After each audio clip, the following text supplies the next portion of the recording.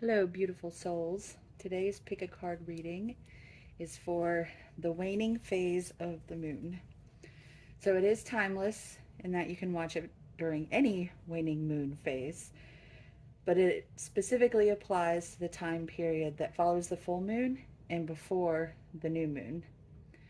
So this is the time period that's typically about going within, releasing things, forgiving things, letting things go. And I have all the groups marked with items that were created by my sons when they were little. So first we have this pot. I keep white sage in it.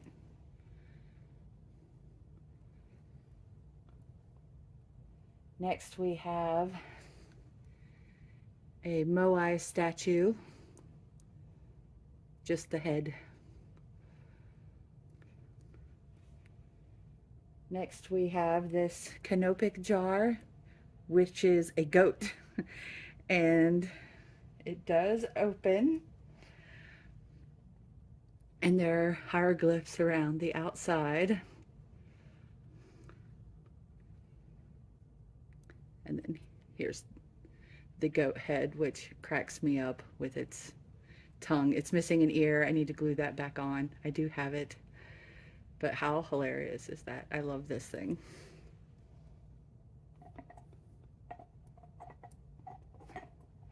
And getting it lined up is difficult. Okay. And finally, we have this bird, which is actually a working bird call.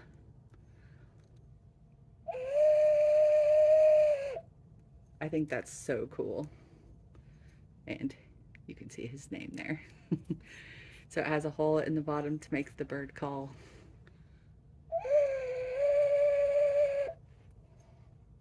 So there you go. Pause the video if you need to. Take however long you need, and I will see you in your group. Hello, group one. If you chose the clay pot filled with white sage, then this is your reading for the waning moon. So I'm using the Moonology cards to start with, and then I also incorporate these other cards, Seed and Sickle, because they come with two guidebooks, and one is called Dawn and one is called Dusk. And the Dawn guidebook is more Yang energy, and the Dusk guidebook is more Yin energy. And so it goes perfectly with the waning moon energy. So I like how these two decks work together. So for your spread, this is the first card that we'll be looking at, and this is the card for what you need to release. And we have balance, spirituality, and practicality. So it's interesting that you got this card for what you need to release, because what it speaks about is possibly being too in your, not in your head, too dreamy, like doing too much dreaming about your goals and not enough acting. So basically it could be saying that for some of you, it's saying what you need to release is being overly focused on the spiritual, because you still have your 3D responsibilities that you need to take care of, and make sure you're finding a balance between the two. Also, for some of you, this could speak to if you've been playing the martyr in a situation, then that's the thing that you need to release. The overall message for everyone is to release the idea that you have to be completely consumed with one or the other. And with it being the full moon in Pisces, it's specifically saying don't feel like to be a spiritual person you need to be consumed with spirituality. We're incarnated on earth for a reason, and it's important that we're still living this life. I think one of the dangers of awakening is that we get so focused on the spiritual things that we've become aware of that we forget that we didn't come here to live in the spirit world. Like, if we needed to be completely vested in the spiritual world, we would have stayed there. We incarnated so that we could live this life, and there are things that we're meant to do here and things that we're meant to learn here. And we need to let go of this idea that, I mean, everything can be done in a spiritual way. I guess that's really the message, is that even the mundane things that we need to do and the responsibilities that we need to take care of, those can be part of our spirituality too. And in a lot of ways, those are the very things that we need to grow and develop our spirituality. Now, to expand on that idea, you have the dandelion. I'll show it to you. I should show you the other card too.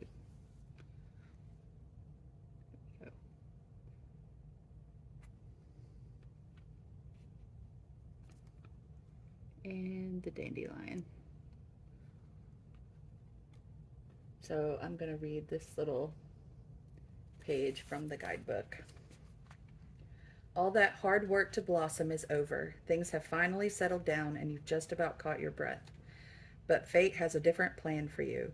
There's an unexpected wind on the horizon waiting to sweep you up and upend everything you've put in place. The urge may arise to fight it, but how about surrendering to chaos for once and letting it blow you onto a different path? You might find that things look even clearer upside down. So this is partly why Spirit is encouraging you to pay attention to what's around you, because, life is still going to happen, and not that we can ever truly be ready for it, but you need to be ready to live it, if that makes sense. Life is still going to happen, and that's not necessarily a bad thing. But again, when we're in a very spiritual mode and we lose sight of the practical that's around us, then even small things that happen can seem like big things because they're distracting us away from the thing we want to be focused on. Whereas if we've got that balance between spirituality and practicality, then when life happens, we're more likely to deal with it and keep an even keel.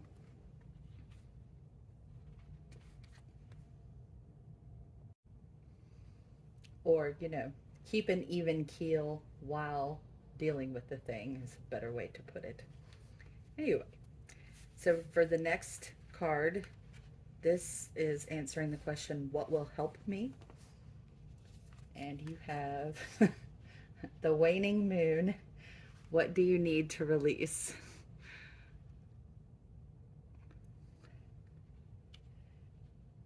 So, as far as what will help you is recognizing that this is all part of a natural cycle. Whatever's happening right now and over the next 2 weeks, it's all part of a natural cycle. And your best bet is to simply go with the flow.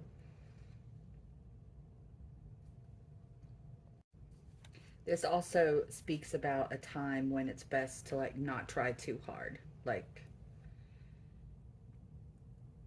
But I think since it's talking about what will help you to let go is to let go. Basically just to understand that this is a natural thing that's happening and it's not something to fight. Okay, for further insight into this, your seed and sickle card is, oh, this is interesting. Okay, yeah, that makes sense. So you have the seed.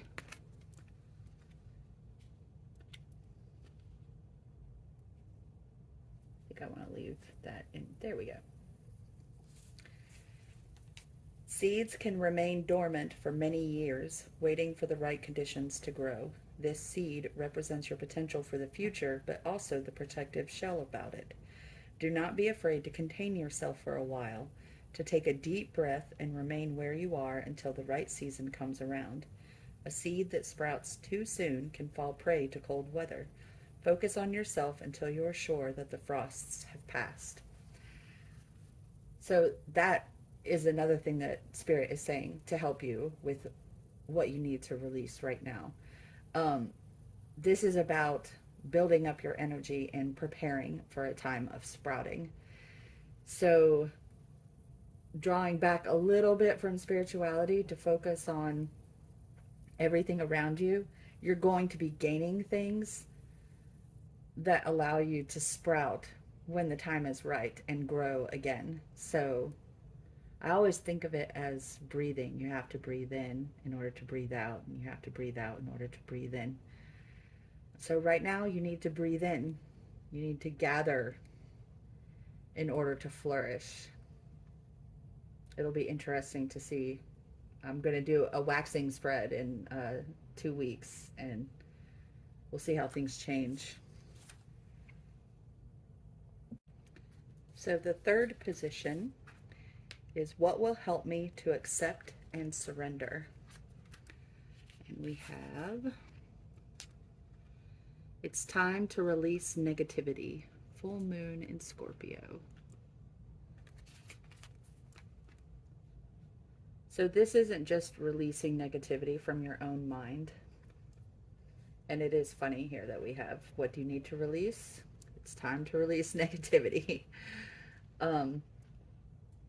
But what I'm getting here is that it's specifically talking about people in your environment, like a person or a group of people that you're spending time with. That's why this card is coming up. Balance, spirituality, and practicality, which is to say pay attention to your actual physical environment around you. It's because there's some kind of influence around you that's creating negativity. Not just necessarily people that you physically know and talk to, but what you choose to do with your time. Like maybe watching the news too much and getting steeped in negativity, or I mean, even if you're in like an online community that's, you know, identifies as spiritual, there can still be really negative influences in within those communities. So basically just look around you and look for where anything is bringing negativity into your sphere and find a way to release that, is what this is saying.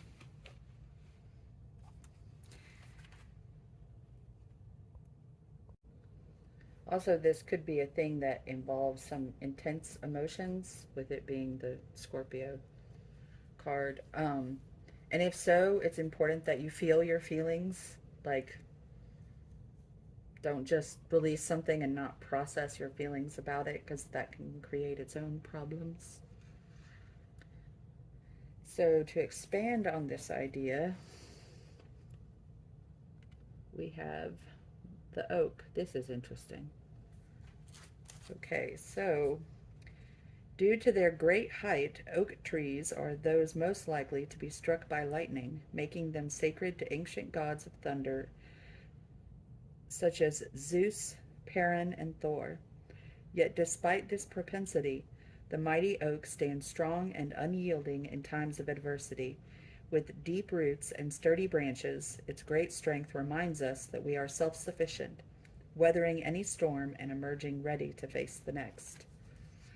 So if there are people or environments that you're afraid to release because you feel like you need them, this is spirit telling you that you are self-sufficient. Yes, you need people, but there are some people where you're better off alone than you are having those people in your life.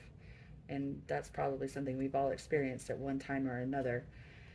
And a storm could result from your choice to release this person or environment. And spirit is saying you can withstand it. You are the oak. You will be fine. So the final position is the outcome of this little waning moon cycle. And you have, don't let pride get in your way. Full moon in Leo. So what spirit is saying here is make sure that when you release whatever person or people or environments that are creating this negativity in your life, don't do it out of pride. Don't do it from a place of ego. Do it with love, and do it with the desire to act in the highest good of everyone. You know, it's not always necessary to call people out or make a dramatic exit or make sure everybody knows you're leaving because whatever reason, like you don't need to tell everyone you're too negative, so I'm leaving. Just, quietly bow out if if it's possible to do in the situation. However you do it from a place of love, and all of the relationships that are in your life will benefit from you having that approach. And this is clarified by hops. The hop's vine speeds ahead through life, voraciously grabbing at each new hurdle it must conquer. But as it grows, it leaves behind clusters of flowers, and these take life much more casually. With the vine having done the hard work already, they can now reap the benefits. Hops flowers are a great treatment for anxiety and insomnia. Step back, find a spot in the sun, and soak up that restful energy. Basically, the outcome here is that you will be much better off. um, so between these two cards, it's saying if you can release these negative influences and do it in a loving way, then you'll be in the energy that will bring positive influence to come in and replace that gap. And you'll find that all the energy around you is much more restful.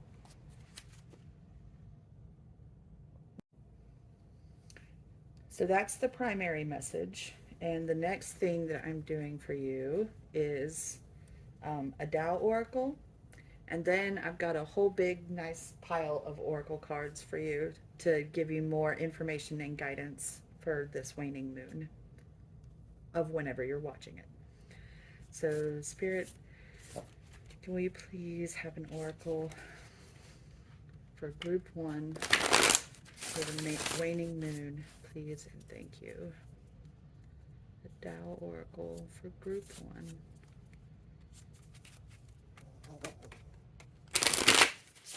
Please and thank you. What is the energy of the waning moon for group 1? Please and thank you. So these are the only ones I'm shuffling on camera. I pre-shuffled everything else just because I try to keep the videos shorter so they don't take as long to compile and upload. So we have, oh, let me hold it up for you. Oh, this is such a beautiful card. The Joyous. Happiness, delight, interaction, open communication, goodwill, friendly persuasion, and self-expression. I think this fits in with the theme very nicely. And I'm going to do a little I Ching toss here. You can see with these symbols, you can toss coins for the lines to see if any of them are changing. So the bottom line is a yang line. So if we get 3 heads, you won't be able to see the heads and tails on this, but you can see that I'm tossing coins. And nope. 3 heads would mean that the line is changing. Next we have another yang line. Nope. No change. Next we have a yin line, so 3 tails would mean that it's changing. And nope.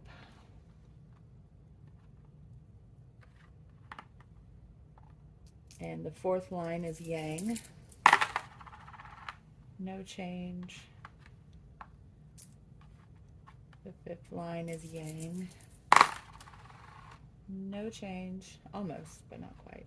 And the last line is yin. And no change.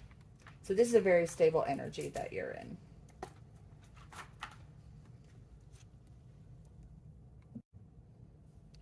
So this is basically just reiterating the fact to try to stay in a state of joy and spread your positivity to others, have open communication, kind of quietly dispel the negative influences and do it out of love.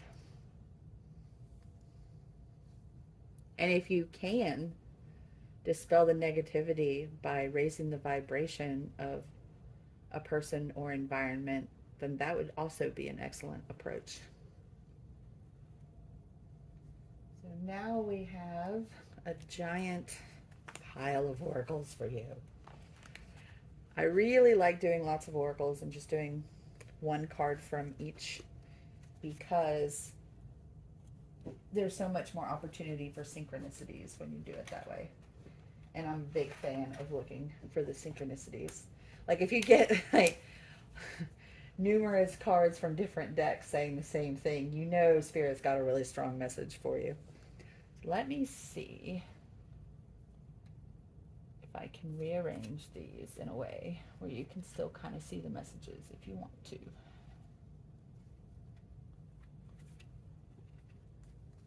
It's probably way more of my arm than any of you care to have in your field of view.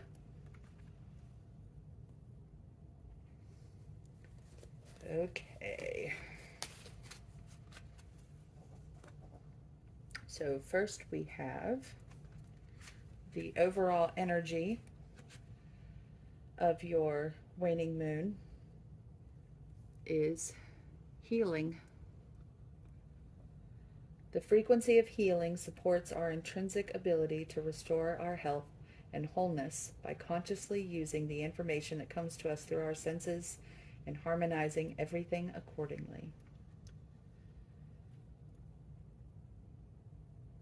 That works. Basically, eliminating this negativity from your 3D world is going to bolster this healing. So that's the purpose here, is healing. That's the energy that you'll be in. And next we have truth. And that is a throat chakra card. So with this card, this is about knowing your own truth and speaking it with love.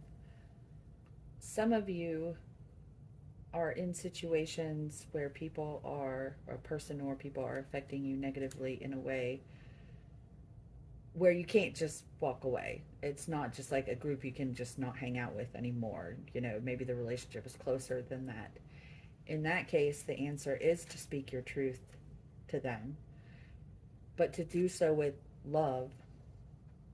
And you have to hold yourself really strong in it so that you're not knocked off course by their response. Like, this isn't about saying something to somebody because of something you want them to do. It's about saying something to somebody because it is simply what is true inside of you, regardless of how they respond. And so you don't have to regret saying it afterward, because even if they respond badly, if it's your truth, then it simply is. Like, there's nothing to regret because you can't not be yourself. In other situations, it's simply about knowing your truth and acting on your truth, but not necessarily needing to convince everyone that they have to share your truth. Like, you don't have to talk other people into it. And that is also a deeper meaning of this card, is that it's about knowing your truth and living your truth, not convincing other people to agree with your truth, because they've got their own truth. And sometimes it's about seeing people where they are and saying, okay, well, that energy doesn't work for me right now, but you do you, and I'm going to do me, like over here. You know what I'm saying? So know your truth, be your truth, live your truth, speak your truth in love when necessary, but don't feel like everyone else's truth has to be yours. And next we have fun. Stop. When was the last time you had fun? When was the last time you took a chance and did something silly? Something totally unlike you. Something just for the joy of it.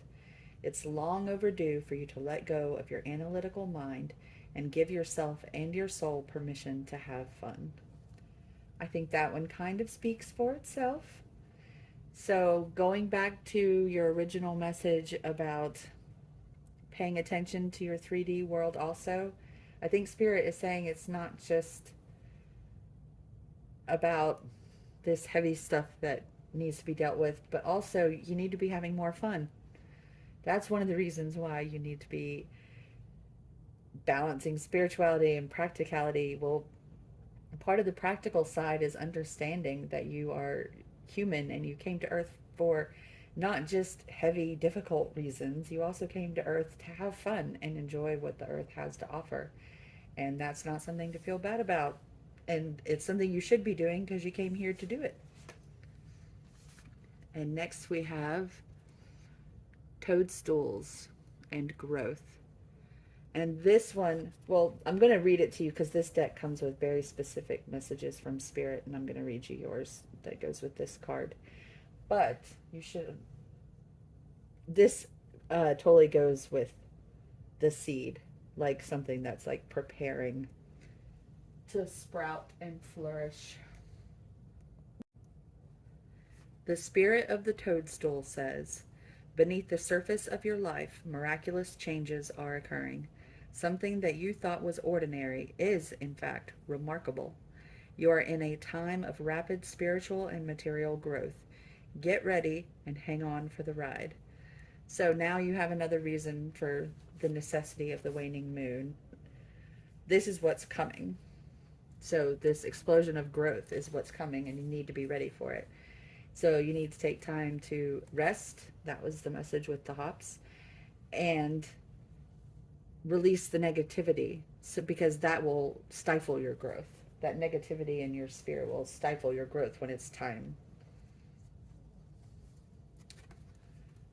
Our next message, you are the breath. Listen and connect to your intuition. Another good thing to do at this time. And this goes very well with the truth card. You can't know your truth if you aren't listening and connecting to your intuition.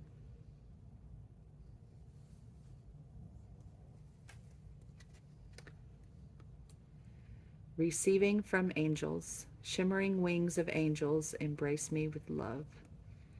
And this is just Spirit letting you know that you are very much supported at this time in all of this. And I drew a card to see what lesson you'll be learning during this waning moon, and we got patience. I accept that everything happens in divine order.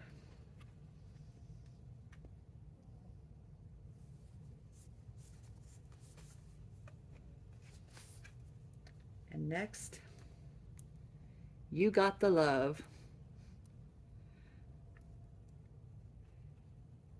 Hadarian energy, codependency, and boundaries.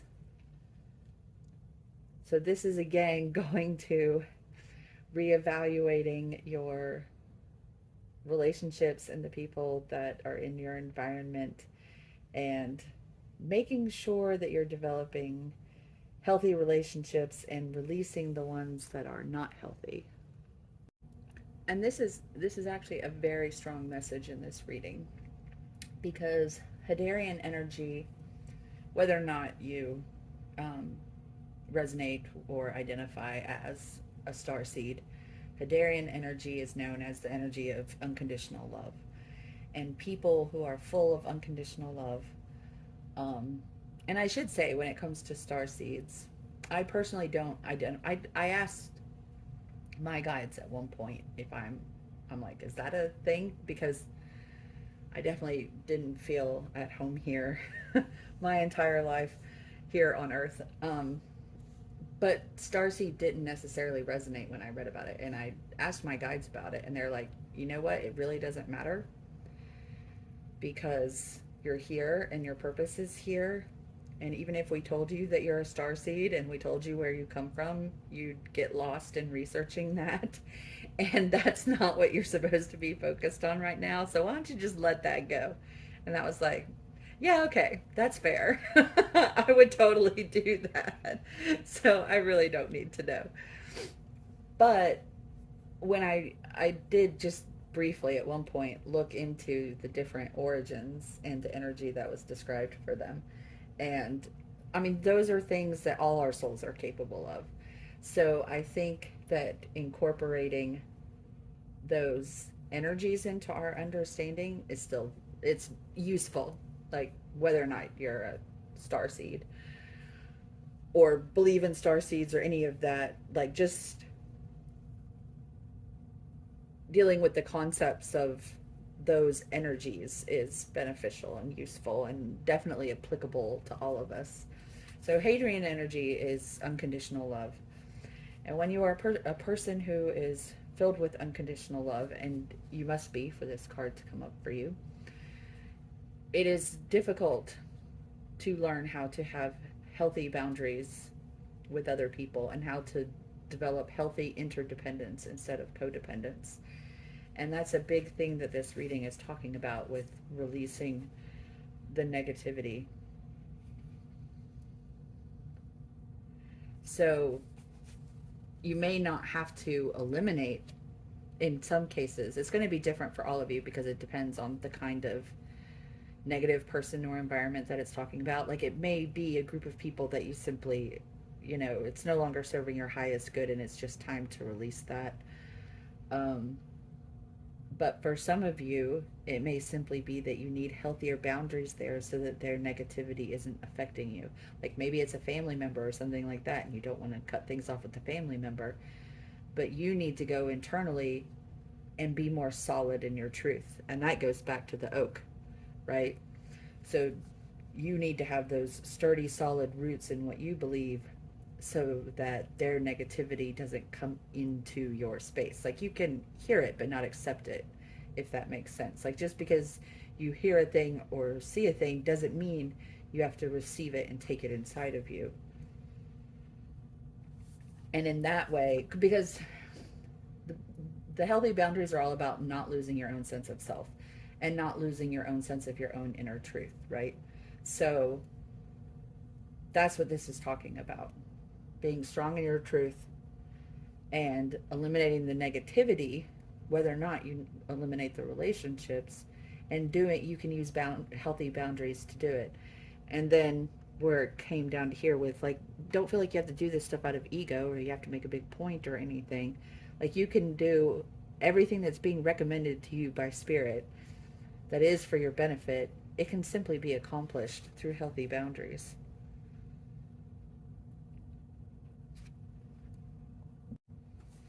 You also want to evaluate the reciprocity. That's the other way that boundaries and negativity come into play. Because maybe a person isn't being overtly negative, but you're pouring a lot more energy into them than you're receiving back. And that can create negativity for you. And so part of having healthy boundaries is to make sure that you're not investing more than you're receiving. Because when it's balanced and reciprocal, you both end up benefiting because it like increases the overall energy like exponentially when you're giving and receiving in an equal way. And when it's not reciprocal, then one person gets depleted and is miserable. And usually the person getting all the energy is miserable in their own ways too. Like it really doesn't benefit either person in the relationship. So your next card is Halls of a Mentee Initiation. Secrets revealed, treasures uncovered, initiations.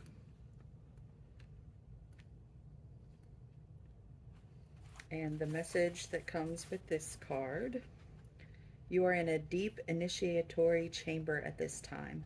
You might feel that things are heavy and challenging, but know that a reconfiguration is happening. Energetically, you are going through an initiation that will allow you to go beyond the fears of the ego and transcend the limitations of the physical realm. You might not feel that light is present because you are in the middle of this phase at the moment, but know that it is present within you. You might be feeling frustrated or overwhelmed, but a lot of this anxiety is actually old energies that were stored in the depths of your body being released so that your vibration can rise. Excuse me. So I think this ties in really well with releasing negativity so your vibration can rise. That's the purpose of all of this. And it is part of a reconfiguration that's happening. And it's for your benefit and for your highest good. So next we have, well, this is quite appropriate, letting go. And this card I find fascinating. I wonder if you can, how well you can see it. Let me hold it up while I talk about it. So it's interesting because this woman has dogs on leashes that are pulling her in like different directions. And these are her dogs. You know, she must love these dogs. But she's looking off through this open doorway that she wants to go to, and she's leaning toward it, and these dogs are like pulling on her. Sometimes to get to where you want to go, you have to let go of things. So that's tying in very nicely with everything else. Let go of what's negative, or put in boundaries that eliminates the negativity so that you can move forward to this higher vibration.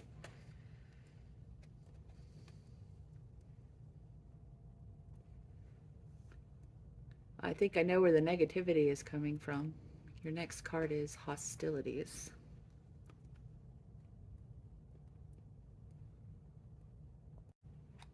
So this could be talking about people who are already being hostile toward you, which could be the negative things in the environment. So that's going to be the case for some of you. For others, this is referring to the fact that when you try to release people or environments, or even just if you're trying to put healthy boundaries in place, you're likely to have a hostile reaction. Stand firm in your truth, be the oak. And this card also comes with an affirmation that I'm going to give to you. I am receiving the peaceful, harmonious treatment I deserve in my life. I set boundaries, make reasonable requests, and make my expectations clear. That's exactly why Spirit gave you this card, because that is the affirmation that you need to use during this waning moon. So I'm going to repeat it. I am receiving the peaceful, harmonious treatment I deserve in my life. I set boundaries, make reasonable requests, and make my expectations clear.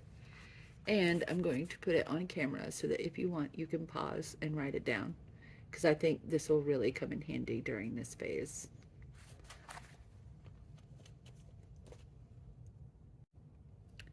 And your next card, oh yeah, this fits in well. Yin.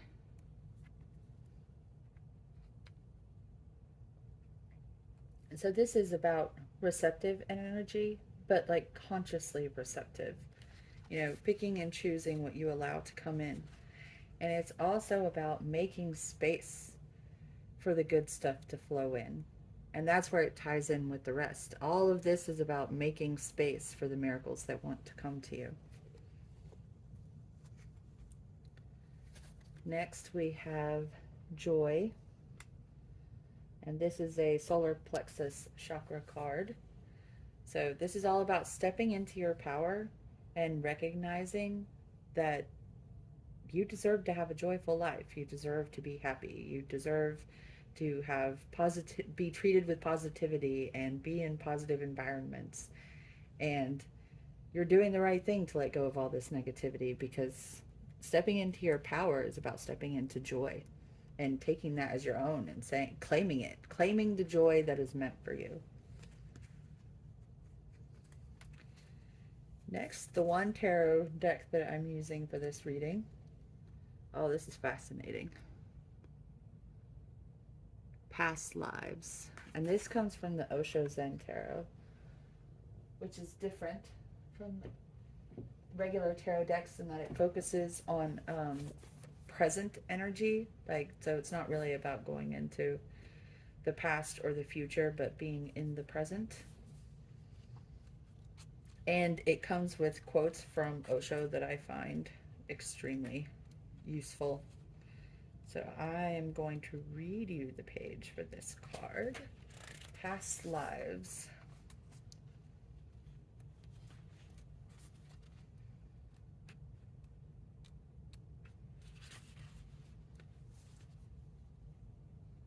The hands of existence form the shape of the female genitals. I hope that doesn't pose a problem on YouTube.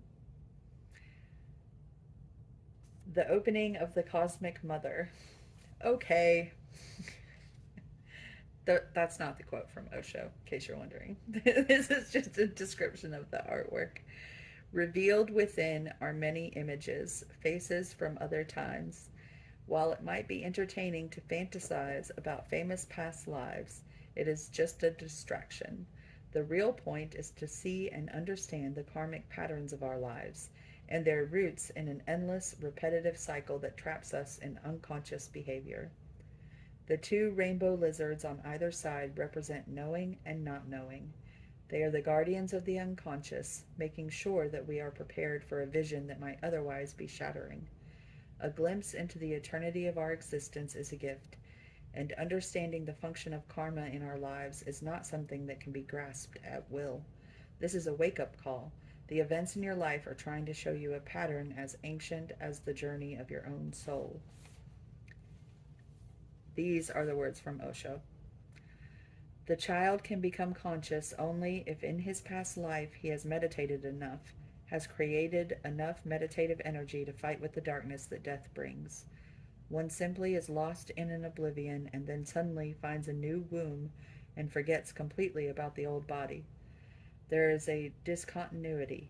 This darkness, this unconsciousness creates the discontinuity. The East has been working hard to penetrate these barriers, and 10,000 years' work has not been in vain. Everybody can penetrate to the past life or many past lives, but for that you have to go deeper into your meditation for two reasons. Unless you go deeper, you cannot find the door to another life. Secondly, you have to be deeper in meditation because if you find the door of another life, a flood of events will come into the mind. It is hard enough even to carry one life. And now, Buddhists believe some things that are different from what I believe. I incorporate a lot of Buddhism into my own spirituality, but, they don't, they see it as passing simply a mind stream going from one life to another, not that we have time in other worlds or time in a spirit world between lives, which is personally what I think happens. But I still think this is relevant in that, one, we shouldn't get caught up in past lives because unless we're doing it to apply the information to the present, and then that's certainly useful. But if we get overly fixated on who was I, how important was I, stuff like that, that's ego and not terribly useful. But I do like that point. It is hard enough to carry one life, like, as opposed to carrying many. But the reason this is showing up here, Spirit is telling me, is because it's saying these are karmic things that you're clearing. So this isn't a small thing. Like releasing these negative energies and putting in healthy boundaries, stuff like that. This is an action that will clear karmic ties for you.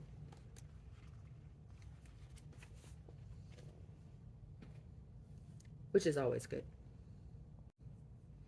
Oh, and as a side note, that corresponds to the moon in tarot. So it's an interesting reinterpretation of the moon. What's unseen, what's unknown, what we can psychically connect to. Past lives.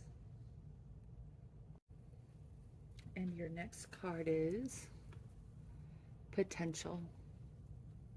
And this is just Spirit telling you you have so much potential.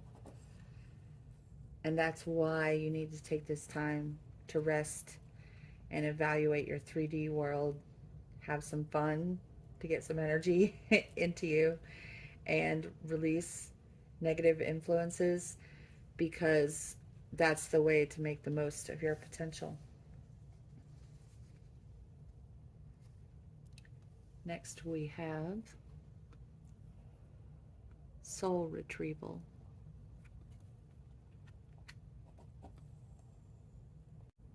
The idea of soul retrieval is all about regaining parts of yourself or your energy that you've lost or given away. And Spirit is saying with this card in this spread, you need to take back some of the energy that you have been putting into these negative places, because it's basically just siphoning your energy off and you're not getting anything back in return, and so it's depleting you. And that's why allowing that to continue reduces your potential for growth. So take it back. Take that energy back, because there's so much that you're supposed to do with it that is in the highest good of everybody. So there's no need to be dumping it into these negative places that's just depleting you. And next, see, this is one of the synchronicities I was talking about. Truth. You have another truth card. And I am actually going to read you from the book, because the way this fits in is so beautiful that really you need to hear what it says. Once you can remove yourself from the muck that lower vibrations keep you in, you can attain a viewpoint that enables you to see the truth of the matter. This card advises you to search for the truth of the situation, regardless of the emotions it brings up. So, yeah, it's echoing pretty much everything that's come up for you so far.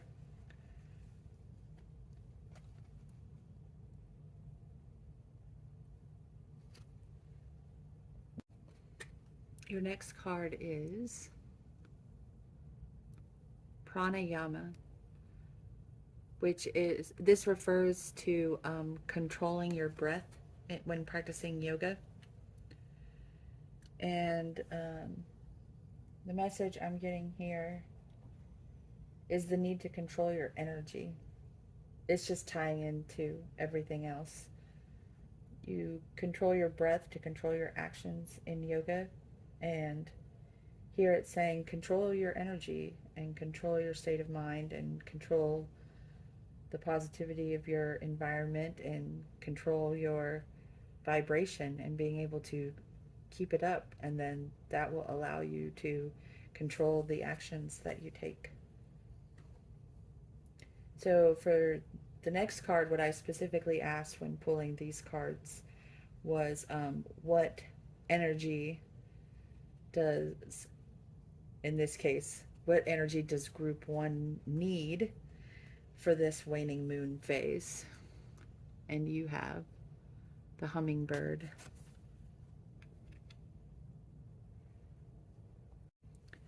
So this is very interesting, because the hummingbird is filled with so much energy. And the way it maintains that high energy level is by finding all the sweetness. So it runs from flower to flower, pulling up the nectar, because the caloric content is very high if you want to get scientific about it. But what Spirit is saying is to keep your energy high, find the sweetness. Eliminate the things that are not bringing the sweetness, and let your life be filled with the things that are bringing the sweetness. All right. Now I have a stack of little messages for you. Have patience. Love is patient and kind always.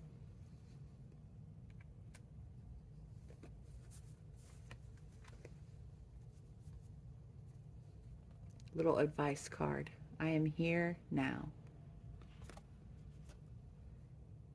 The present moment, sorry about the glare. Maybe I can find a non-glare spot. That kind of works. The present moment is the only place where renewal is possible.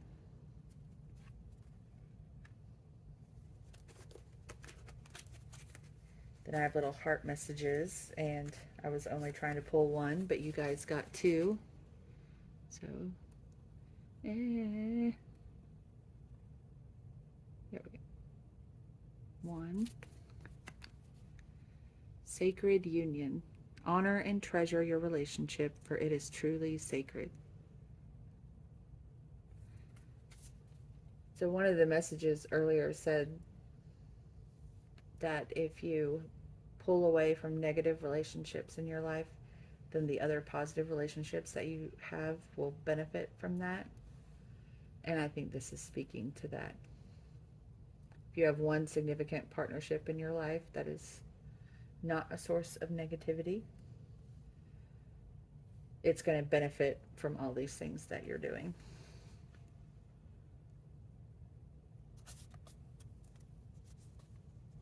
Balance. Oh yeah, this has definitely been about balance. Love is not always about agreeing just for the sake of it. A great relationship is one that both supports and challenges. So the love messages are included for anybody who finds them relevant. If you're not in a relationship and don't care to be in one, you can ignore those.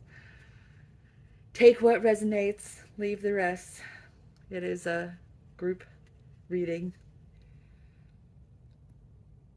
Acquire gratitude for life itself.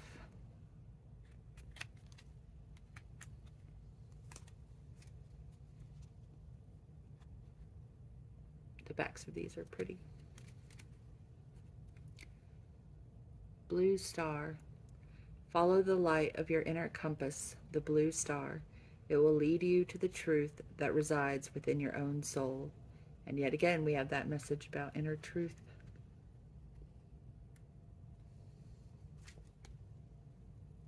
This is a chakra card for the third eye chakra. Destiny. Follow your instincts. They lead to the truth. Yeah, Spirit's really hammering that point home, I think. Travel. Seeing the surface of the ocean is not the same as diving deep to see the coral.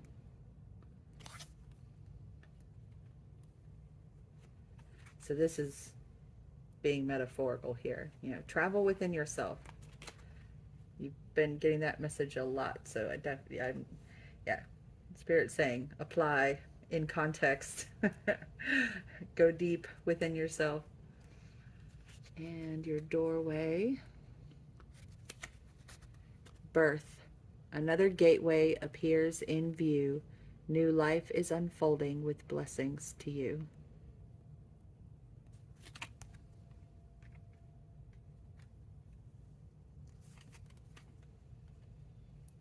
Snowdrop. Tomorrow brings the illumination of your hopes.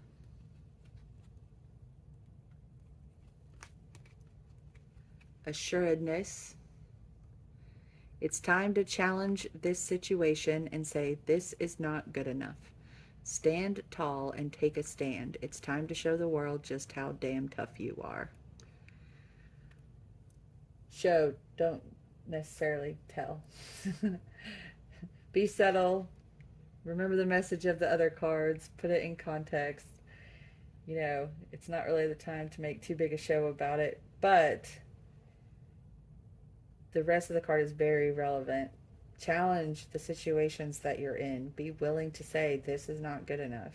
Stand up for yourself. And finally, we have a fortune cookie card. Signs. Your future positive direction will reveal itself. Any doubts and confusions will soon disappear. All right. There's your waning moon, group 1. So I'll see you again when it's time for the new moon and we do the waxing moon phase. If any of this resonates with you now or in the future, please do leave a comment below. I love to hear people's stories. Until next time, remember that you have a beautiful and perfect soul. I love all of you. Bye.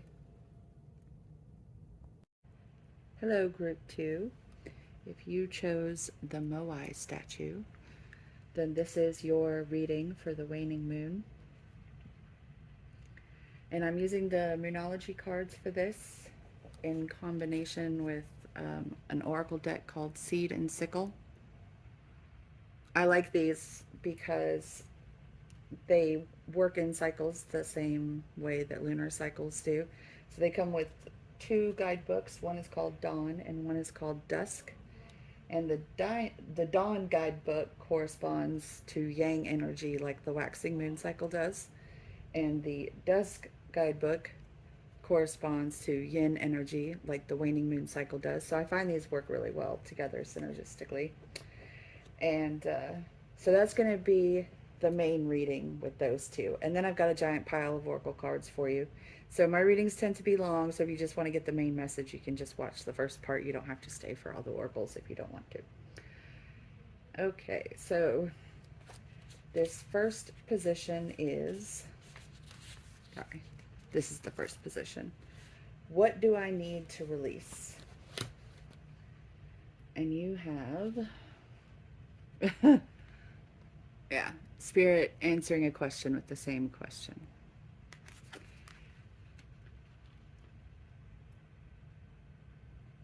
Okay, yeah. So this is telling you, you already know. You already know what you need to release. And Spirit is telling you, trust your intuition. You are correct. Not only are you correct about what you need to let go of, it's safe for you to let go. This is the right time. So this is confirmation of what you already know. And to expand on that, you have upside down the seed. And I'm going to read you the little blurb about it because I like these books. They come with cute little stories.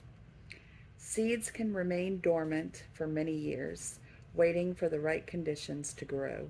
This seed represents your potential for the future, but also the protective shell about it. Do not be afraid to contain yourself for a while, to take a deep breath and remain where you are until the right season comes around. A seed that sprouts too soon can fall prey to cold weather. Focus on yourself until you're sure that the frosts have passed. So, expanding on the original message, letting go of the thing that you already know that you need to let go of is in preparation for sprouting. You have a lot of potential, and in order to fulfill that potential, you do need to let go of the thing that you've been thinking that you need to let go of. If there isn't something you already know that you need to let go of, then Spirit is simply saying, this is the time to go within, be dormant, rest up, because sprouting time is near. All right.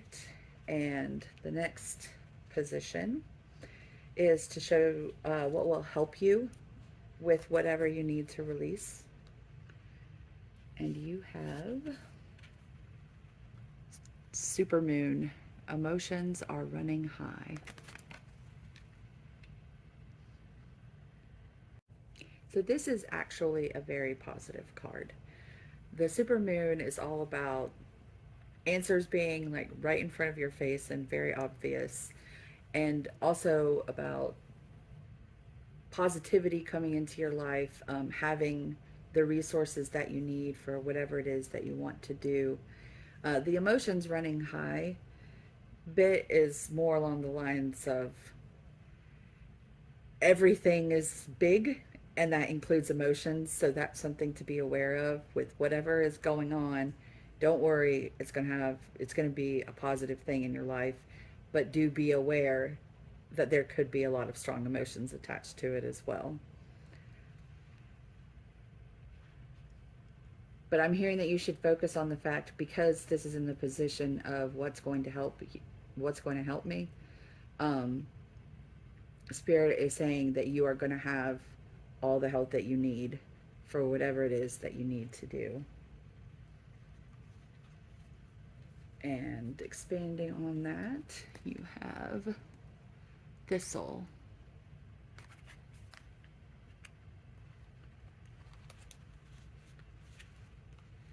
Thistles may be spiky and unwelcome, but they provide a valuable food source to birds and pollinators, and it is for this reason that the thistle card represents true fulfillment.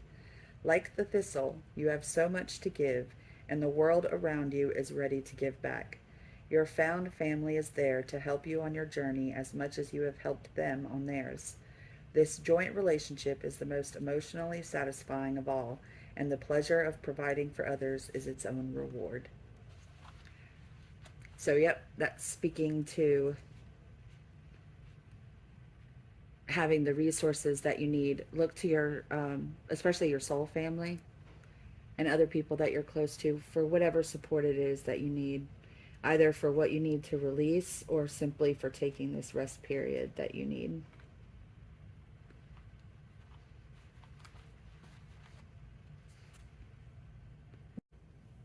So this next position is also about something that will help you, but it's specifically something that will help you to accept and surrender.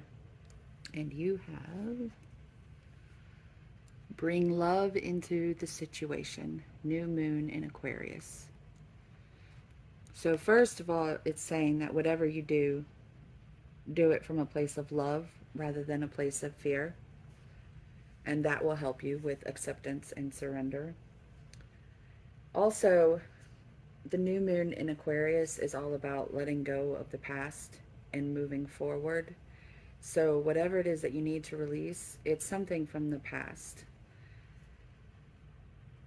And to expand on this, oh yeah, this makes sense. We have Jasmine. Oh, I didn't show. Let me hold it up for you. I know some people like that. Jasmine.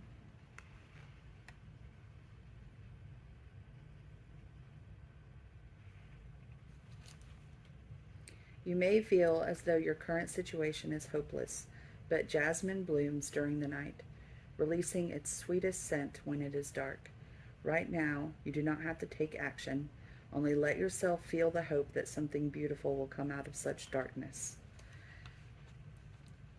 So with this, Spirit is telling you that what's going to help you accept and surrender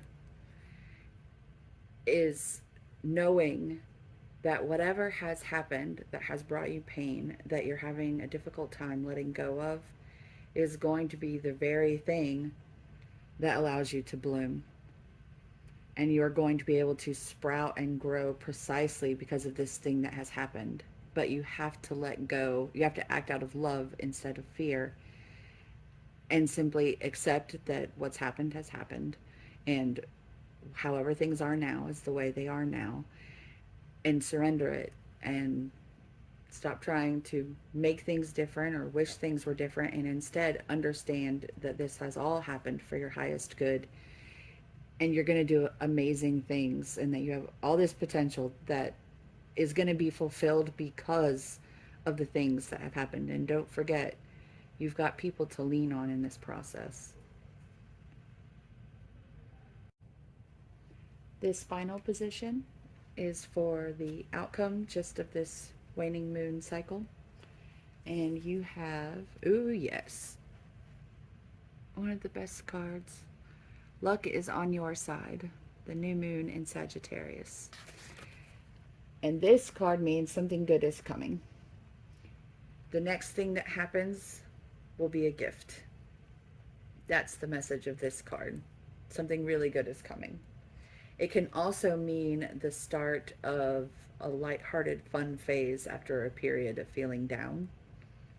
And to expand on this card, we have Rowan.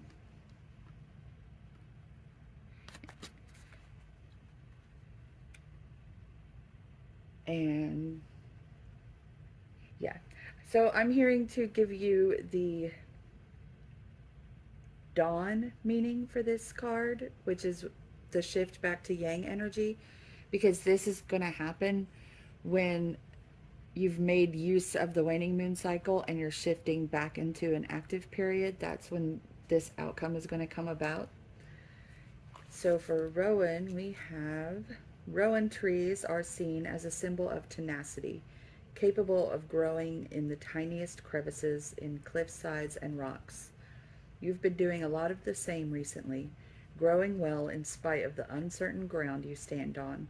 and your determination will pay off once you realize you've got an advantage over those who've had an easier path. It's easy to envy others for thriving, but give yourself credit for having thrived in adversity. So this is Spirit reaffirming this message that the bad things that have happened are exactly what's going to enable you to fulfill your potential so much more than you would have without any of those things happening. And if you can embrace that during this waning moon cycle, you're really going to see the truth of that when the energy shifts back to yang. So it depends on when in the waning moon cycle you're watching this, but it will be when the new moon happens. That's when the energy shifts. So let's rearrange these.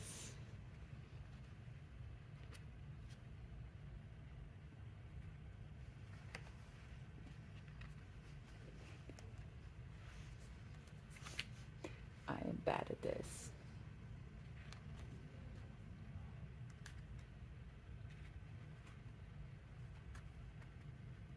There we go. And first I'm going to pull a Tao Oracle for you and roll for changes. It's kind of a visual I Ching thing. Spirit, what is the energy of the waning moon cycle and any potential changes for group 2? Spirit, what is the energy of the waning moon cycle and potential changes for group 2? Please and thank you. Spirit, for group 2, the energy and potential changes of this waning moon cycle. Please and thank you.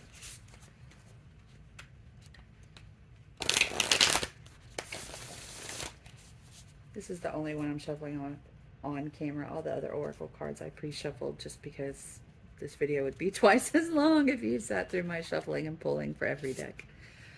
And we have darkening of the light. Maintain a low profile, look inward first, caution and moderation, difficulties, self-protection, subdue your brilliance. So this is simply reiterating the message that right now you need to concentrate on going within. That's what this waning moon cycle is for. Making your inner adjustments. And this isn't the time to worry about acting. It's the time to deal with inside stuff or simply rest up for the period of activity that's coming. And now let's see if these energies will be shifting during the waning moon cycle. We already know it's going to shift when this cycle is over, but so our bottom line is a yang line. So if we roll 3 heads, that means the line is changing. Nope. Next is a yin line, so 3 tails means it's changing, and no change. Next is yang, that's 3 heads, no change.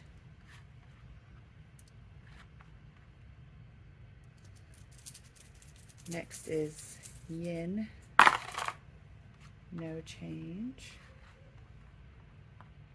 5th line is yin, no change. And the last line is yin also, no change. So that means this energy is going to be stable throughout the waning moon cycle. But we already know you've got good luck rushing in when the cycle changes around. So this is just Spirit's confirmation that for the full waning moon cycle, you need to make sure that you concentrate on releasing anything from the past. And to help with that, lean on your support system of the people that you love. And lost my train of thought for a second there. And use the knowledge that this is happening in your highest good. Have faith in that and use that to help you with acceptance and surrender and rest up. So it doesn't, Spirit wants you to not think about how things are going to change. Just know it's going to be for the good and really focus on this waning moon period, resting and releasing. So let's see what other oracles we have for you.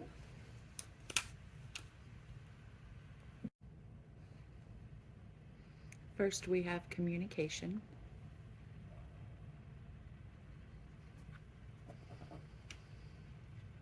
This is about communicating your needs to your support system. Where the previous cards talked about leaning on your soul family, the people that you're close to for support during this time. Um, this is encouraging you to communicate, always in love. Communicate your truth. So if you've been holding back because you don't want to be a burden, Spirit is encouraging you to communicate. That's not only going to help you with what you need to do during this cycle, but it's also going to strengthen your bonds with those people and strengthen your trust with those people. And that's also something that you need at this time.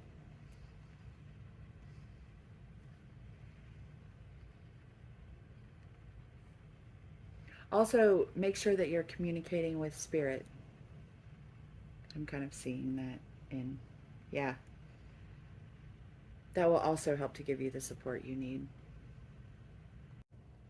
And next we have transition. The frequency of transition supports our deep understanding of the ever-changing nature of existence and our lives, so that we can learn to let go, surrender to the process, and allow transition to occur with ease and grace. I feel like that pretty much speaks for itself.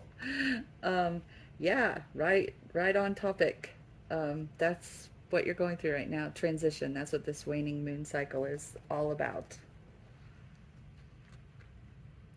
Next, we have choices. When you accept responsibility for your life and the choices you make, you begin to tap into the power of your own spirit.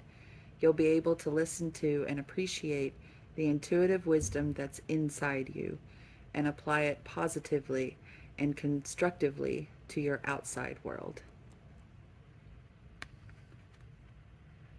This is also blue, another throat chakra thing.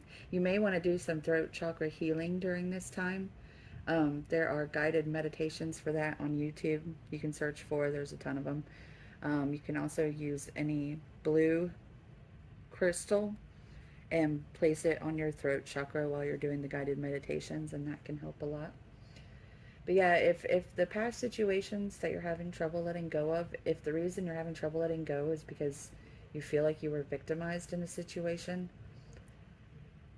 if you can, and this is something that has helped me, so please don't feel like I'm speaking from a place of judgment, because I have no room to judge anybody for anything ever. Just trust me on that. I really don't.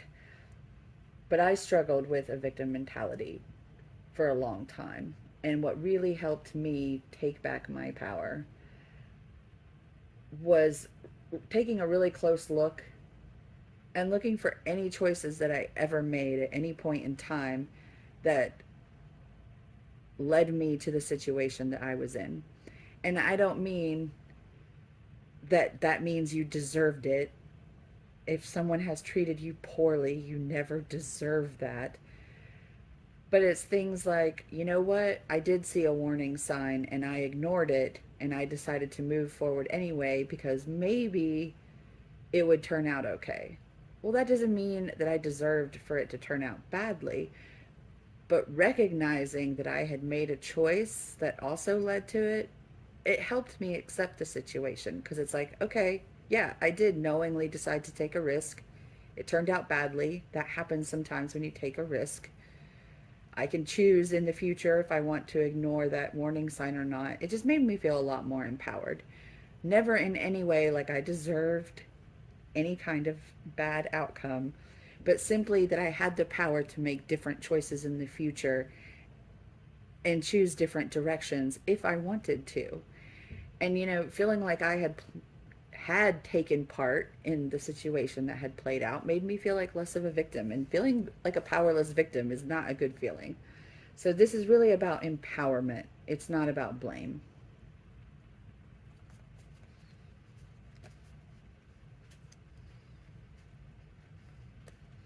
Next we have listening with your heart. I trust the messages I receive from my heart. And this is echoing the previous message about bring love into the situation. You know, listen to your heart. It knows. It knows what to do and how to do it in the best way possible.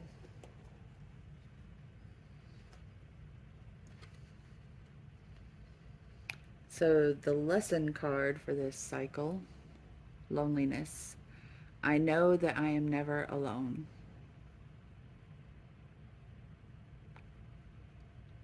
And part of that knowing that you're never alone is not just maintaining that knowledge and awareness of your connection with spirit.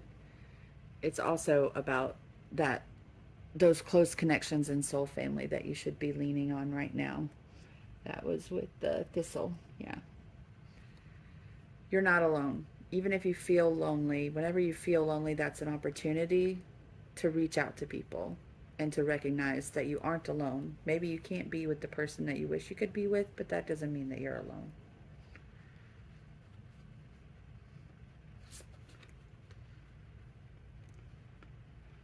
What does your heart want? Be free to manifest your heart's desires. So that's another thing to be thinking about, because you've got a really good shift coming at the end of this waning moon cycle. So one of the things you need to do is be sure about what it is that you really desire out of life. Like if you're missing a person, is it really the person that you want? Or is it the connection and life that you thought you would have with the person? Because if that's what it is, then they've left your life because they were never going to be able to give you that. And spirit wants to bring you the person who can give you that. And that's just one example of many situations. But if you've lost something, it's only because spirit knew it was never going to give you what you truly wanted. And it made space so that spirit can give you what you truly want. But that can't happen. You know, the universe can't bring you that until you've made space for it. And as long as you're still holding on to the thing that has passed, you can't move forward into the thing that's coming. And this is what's coming. New beginnings. And these cards come with specific messages, so I'm going to read that to you. Daffodil Fairy, new beginnings. The spirit of the Daffodil Fairy says, it's time to start a new project or a new cycle. Life force and vitality are emerging. Release that which doesn't serve and support you. Make way for a new start. Success is at hand. So that's exactly what I was just talking about. So right now you're in the phase of releasing that which doesn't serve and support you so that you can make way for a new start, which we know will be successful because we already had that with the outcome over here.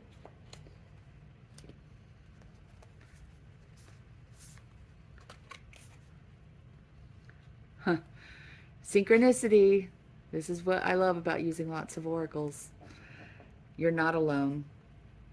Isolation, physical connection, community.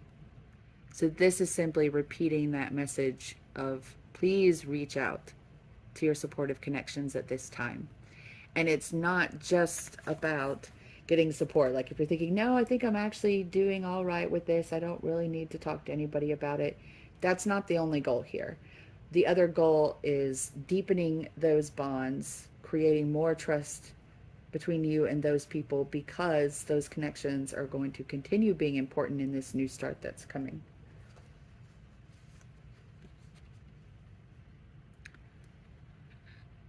Hathor Light Codes, Light Immersion, Full System Upgrade, Power Recall.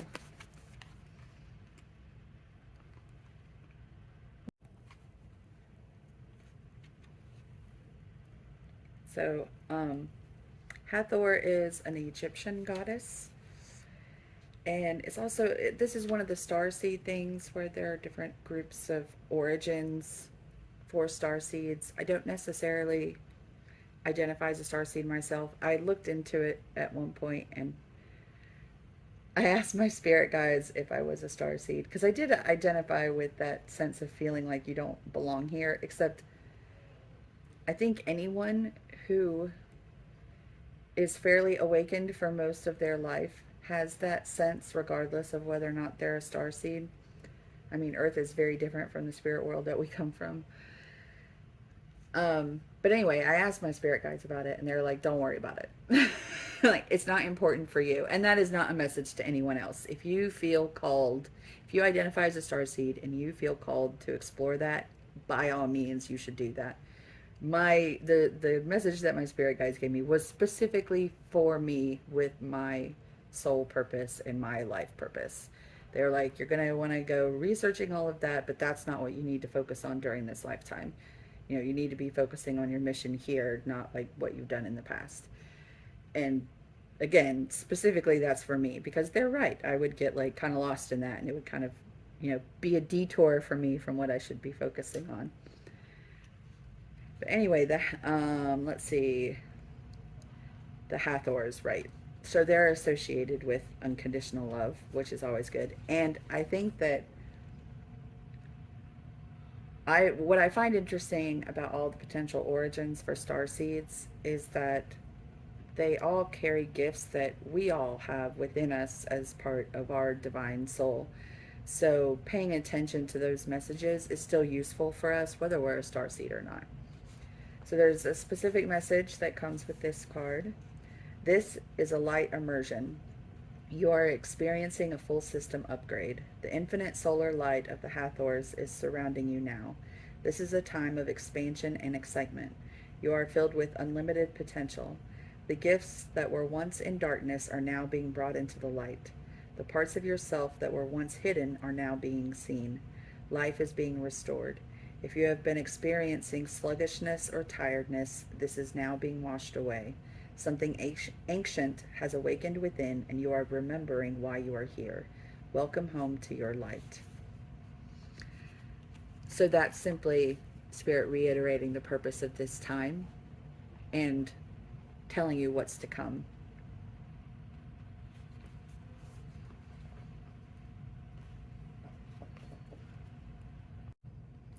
Next we have Ascended Masters. This refers to the well-known figures in various religions like Jesus and Buddha who are ascended masters. The dove, I know, represents Jesus, and the lotus blossom represents Buddha. This is associated with Egypt. This is Saint Germain. I know less about these, but the point is Spirit wants you to know that you have a great deal of guidance and support at this time. You have a special future. You have a special purpose. You need to know that. And you are going to have all of the support and guidance that you need. The lotus may be especially meaningful to you right now because the lotus only grows out of the mud. And so there's an important concept there about beauty coming out of the mud.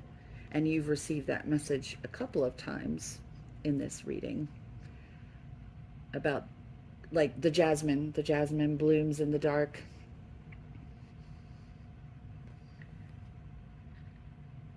Just remember, good is always coming out. Anything that happens that seems like a bad thing, no matter how muddy it is, it's just creating the base that you need to grow your lotus.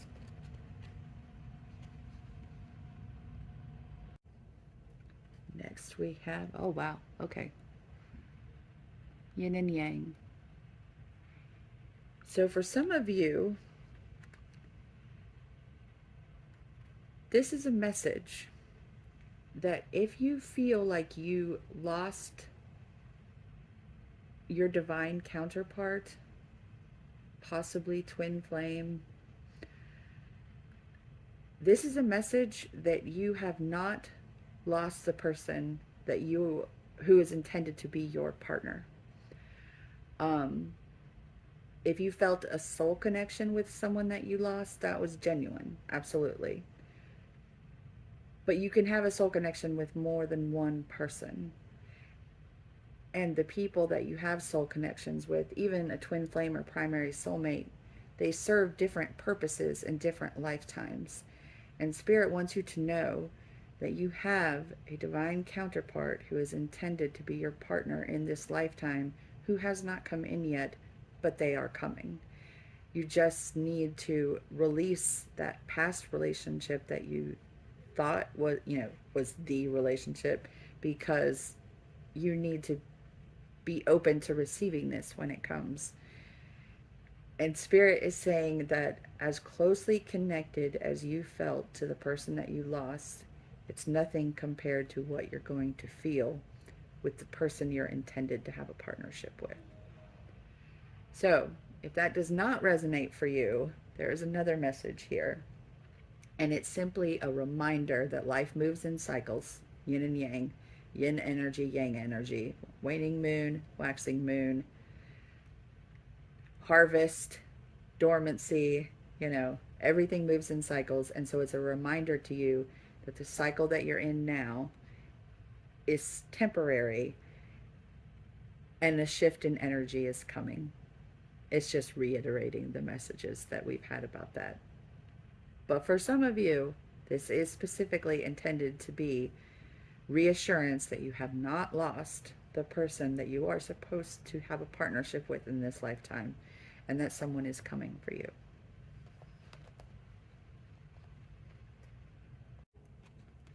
Next, we have message in a bottle. So what this is saying is that you are going to receive signs, possibly literal messages, communication. There's a telephone in the bottle, so it could be written or a phone call, but there will be signs of some kind. But you need to release this past situation so that you're in a receptive mode, so that if you're looking to the past, then it's very easy to miss the signs of what's trying to come in for your future. And now, we never lose anything that's intended for us. All we do is create detours, alter the timeline, things like that. But Spirit is urging you to move beyond the past, move into the future, so that you can be ready to receive these signs, so that the good stuff can come in as quickly and as early as possible.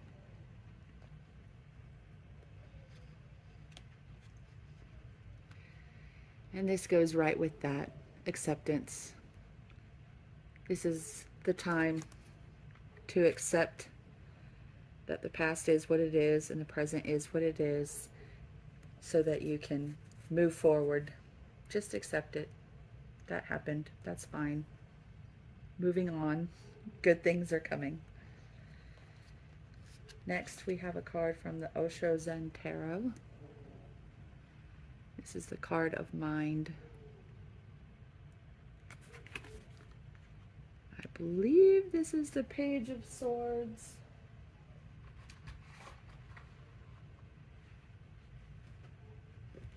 But I will actually read to you about this page, because these are all tarot cards with reinterpreted with Buddhist philosophy, and I find them fascinating. And they include quotes from Osho, which I find very useful. So, yeah. Yep, Page of Swords. This is what happens when we forget that the mind is meant to be a servant and start to allow it to run our lives. The head is filled with mechanisms, the mouth is ranting and raving, and the whole surrounding atmosphere is being polluted by this factory of arguments and opinions. This is also describing rumination. So if you're ruminating about the past, going over and over it, what could I have done differently? How could I have changed it? Could I still change how things have turned out? That's also this chaotic mind state. But wait, you say, the mind is what makes us human. It's the source of all progress, all great truths. If you believe that, try an experiment. Go into your room, shut the door, turn on a tape recorder, and give yourself total permission to say whatever it is on your mind. If you really allow it to all come out without any censorship or editing, you'll be amazed at the amount of rubbish that comes spewing forth. This is very interesting because you had two throat chakra cards, which are speaking to the need to clear your throat chakra and to speak your truth. So maybe you should really try that experiment. Maybe that will help to clear your throat chakra. And seriously, when you speak aloud the stuff that's going through your head, you start to realize how ridiculous it is. Like, I would never say that. If it's negative self-talk, it's like I would never say this to anybody else. Or if it's just woulda, coulda, shouldas, like you start to think, this is just madness. This is crazy. This is ridiculous to be doing this to myself. And yeah, it can be really useful. And I think that is the other reason why Spirit is saying you need to rely on your support people, because talking about these things, you start to see for yourself, like just simply talking out the stuff that's in your head to another person can be a solution in and of itself, because you hear what you're saying and you start to have a different perspective about it. So this deck refers to it as the Page of Clouds. The Page of Clouds is telling you that somebody somewhere is stuck in a head trip. Take a look and make sure it isn't you. And then the words from Osho. This is the situation of your head. I see cycle handles and pedals and strange things that you have gathered from everywhere. Such a small head and no space to live in. And that rubbish goes on moving in your head. Your head goes on spinning and weaving. It keeps you occupied. Just think what kind of thoughts go on inside your mind. One day just sit, close your doors, and write down for half an hour whatsoever is passing in your mind, and you will understand what I mean, and you will be surprised what goes on inside your mind. It remains in the background. It is constantly there. It surrounds you like a cloud. With this cloud you cannot know reality. You cannot attain to spiritual perception. This cloud has to be dropped, and it is just with your decision to drop it that it will disappear. You are clinging to it. The cloud is not interested in you. Remember it. So yeah, I think that is excellent advice that you might want to try to clear some of the fog that you're in and allow space for all this goodness to come inside instead.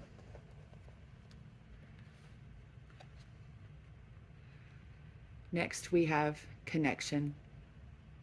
This is reiterating the message of needing to connect to other people right now and to connect to the divine within yourself.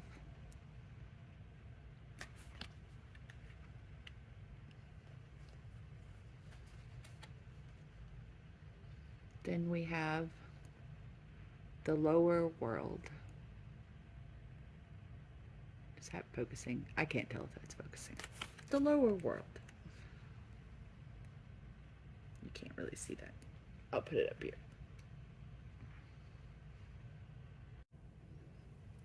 So this is talking about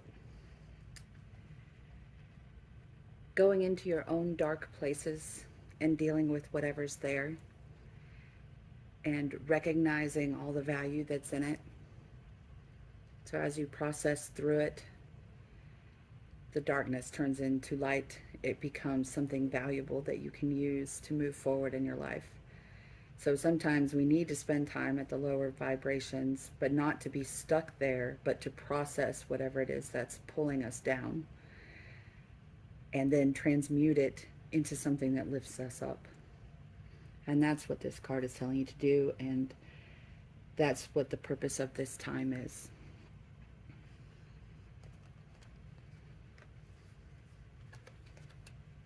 Next we have Sita, the goddess of love and devotion. And this is a reminder of spirit, from spirit, that you have people in your life who love you and are loyal to you. And now is the time to strengthen those connections.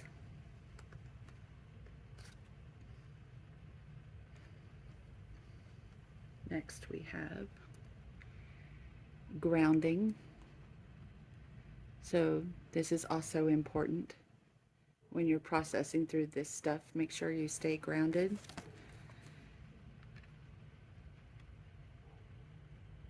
You can look up stones for grounding, crystals for grounding if you want to do it that way.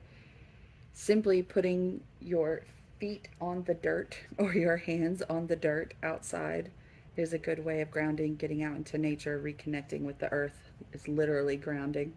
And you can also look up grounding meditations on YouTube for that. And of course, the people that you connect with and talk to can help you stay grounded when they're positive connections. So for the next card, I specifically, while shuffling these cards for the groups, I asked Spirit what energy you need during this waning moon cycle. And you have the butterfly. So what this is saying is you are undergoing this transformation. Right now you're in the cocoon, or the chrysalis technically for a butterfly. Right now you are in the chrysalis, and I have hair on the, sorry. Okay. Right now you're in the chrysalis. Embrace that. Embrace the energy of the butterfly. Recognize that what's happening to you right now is actually a beautiful thing, a beautiful process. I mean, can you imagine if a caterpillar was like, no, I don't want to go in the chrysalis, it's scary in there? Or once it was in the chrysalis, I mean, it turns into goo. So, I mean, yeah, like it loses all sense of what it is in order to become the butterfly. It's for a little while there, it's nothing. It's lost everything, you know. But if it fought that process and was like, no, I don't want this to be happening, so I'm digging in my heels, it would simply be delaying the onset of becoming the butterfly. So it surrenders to the process. And that is what Spirit is saying will help you most right now, to surrender to the process of becoming the butterfly. Surrender to the process of transformation, because if you can do that, you get to the beautiful part so much faster. Next, spiritual connection. A relationship has a connection that goes beyond this lifetime. This is specifically a love card.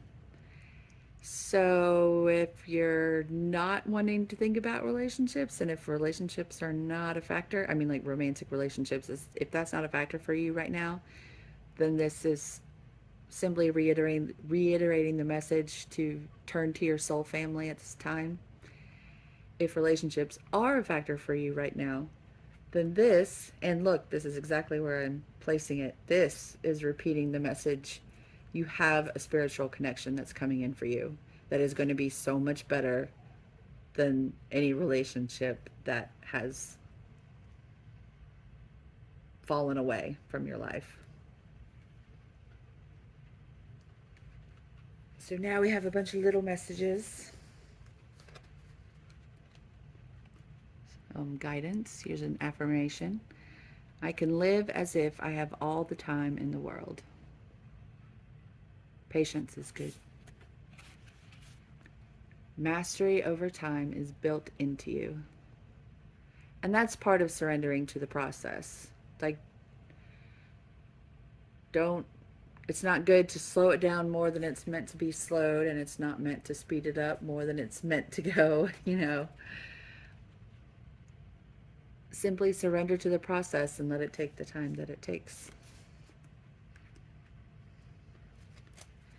So I did draw two. I only intended to draw one, but two came out. Love messages. So anyone who doesn't care to hear this, you know, feel free to ignore it. Take what resonates, leave what doesn't.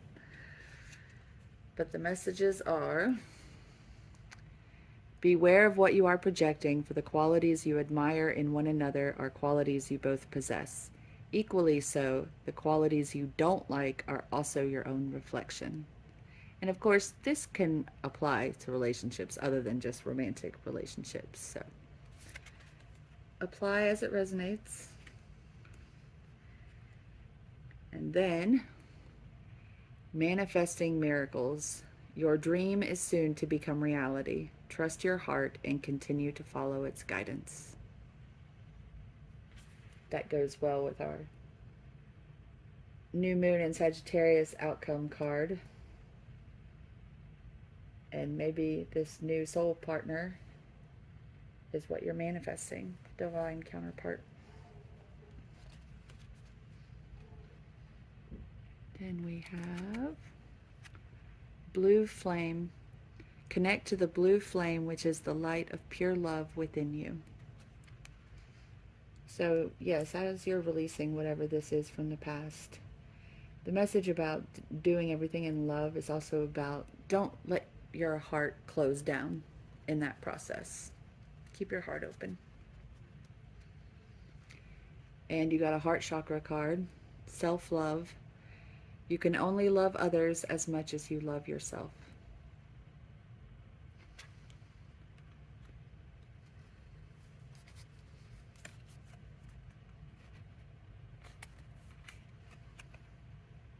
Change. Know when to move to a new shell, especially if yours no longer fits.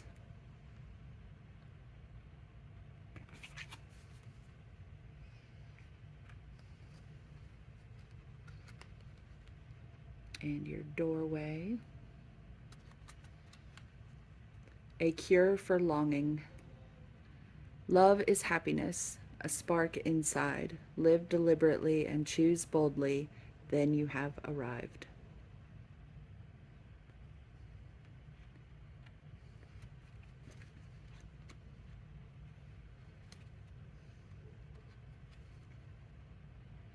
All the backs of these cards are so pretty. Foster patience.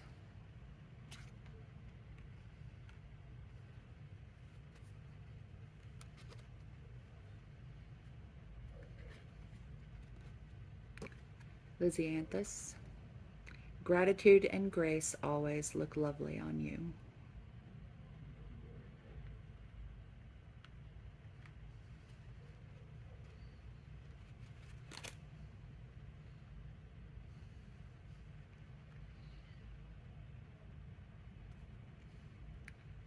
Bravery. It's time to reel in your warrior spirit. Not all conflict has to be a fight. The wise warrior will choose their battles carefully, weighing up risk on the road to achievement. So be brave, but act in love. And finally, your fortune cookie. Romance. Oh, that's funny. Sorry to those of you who don't want romance, but this does seem to be pretty heavily geared in that direction. Maybe pick another pile if there was too much romance in this one for you. Love is set to sizzle. The chance for romance is high for those seeking a connection. So there's your motivation to release. You got good stuff coming. Whether you want it or not, I guess. Okay, group 2. Those are all the messages I have for this waning moon for you. I will see you in the next reading. If you ever watch this and it resonates, please leave a comment down below. I do love to hear people's stories. Until next time, remember that you have a beautiful and perfect soul. I love all of you. Bye. Hello, group 3. If you chose the goat canopic jar, then this is your reading. I'm not going to try to balance them on top of each other because it's kind of unstable and I don't want it to break. If you're curious, oh, where did it go? There was a dried four-leaf clover in here, but I knocked the jar over earlier. Ah, here it is. Oh, the four-leaf clover. Oh.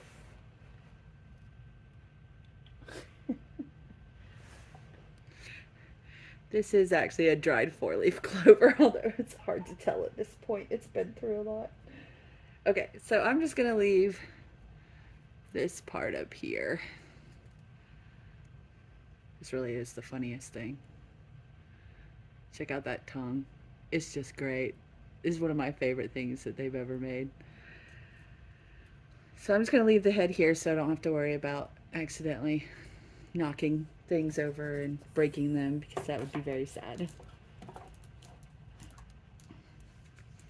Okay, so for the waning moon, I'm using Moonology cards, and I'm also using the Seed and Sickle Oracle. I really like using these together because the Seed and Sickle cards come with two different guidebooks, and one is called Dawn and one is called Dusk. And the energy of them is similar to lunar cycles. So Dusk is more yin energy and Dawn is more yang energy. So using the Dusk guidebook is perfect during the waning moon, and using the Dawn I use during the waxing moon. So there's a nice synergistic effect between these two decks. So this first position is about whatever it is that you need to release or let go of. And you have conclusions are within reach, full moon eclipse.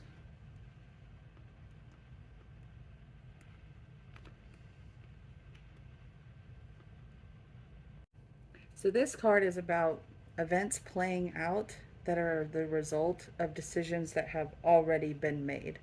So a need to accept the fact that these things are just going to need to play out. It's not a time for control or decision making, because it's more of an outcome time period. So what you need to release is probably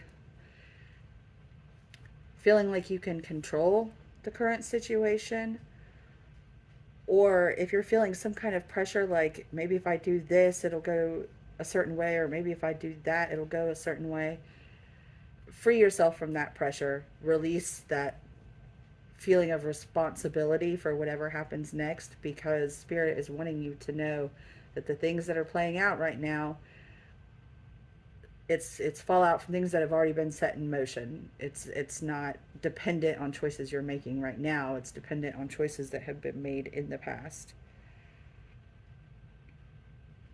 This could also be a time to forgive someone for something. Not to say that something that they did was okay. You know, forgiveness is never about excusing the other person's actions. It's something that you do for yourself. So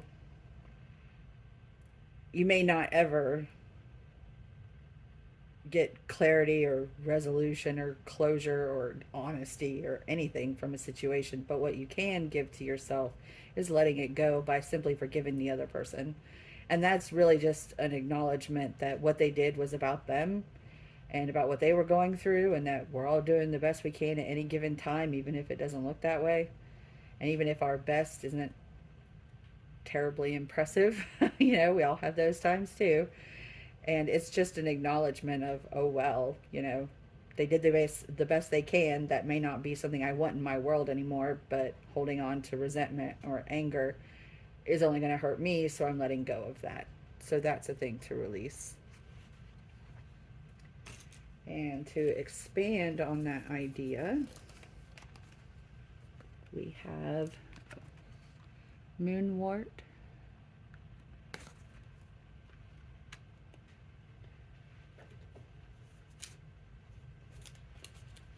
I do like to read these because they're just little descriptions. Moonwort ferns have many magical properties ascribed to them, but one of the most prominent is their ability to undo or destroy any lock.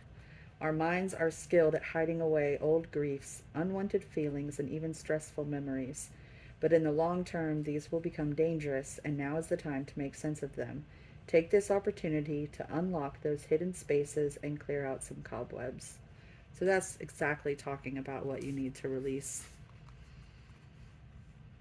You know, that's going back to that need to forgive old griefs, unwanted feelings, stressful memories. You know, if you've been repressing them instead of processing them, take them out of the closet, process through them, you know, you've probably gained a lot of knowledge since the time that you locked them away and repressed them. Well, suppressed is probably a better word to use there. You know, where it's just like, I can't deal with that, or I don't know what to do with that, so I'm just not going to think about it. It's still that it'll still affect you when you handle it that way. So, you know, take it out, unlock it, take it out, process it with the knowledge you've gained since then, and then it won't be haunting you anymore. And I love how it says conclusions are within reach, and then you have a key on your card, because you know the key represents something that is important and it represents solutions. So something vital to your soul and something that is a solution. So there's your conclusion. Next we have another eclipse. So you started with the full moon eclipse, going to the new moon eclipse. So this position is for something that will help you during this time, during the waning moon phase. Expect powerful change, new moon eclipse.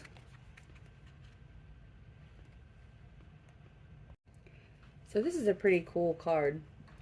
It's a card of beginnings and of very powerful energy.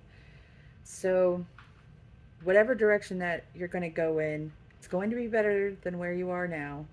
And it might be uncomfortable, like it's one of those bumpy ride scenarios, a bumpy ride that's taking you to somewhere better, like a portal opening up, but you have to have the courage to walk through it in order to take advantage of it.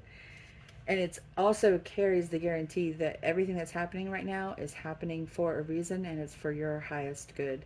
So what is going to help you during the waning moon is having faith that you are moving in a new direction, you're moving in a better direction. The best is yet to come, better things are coming to you, and all of this is happening for a reason and for your highest good. And to expand on that, we have the rose,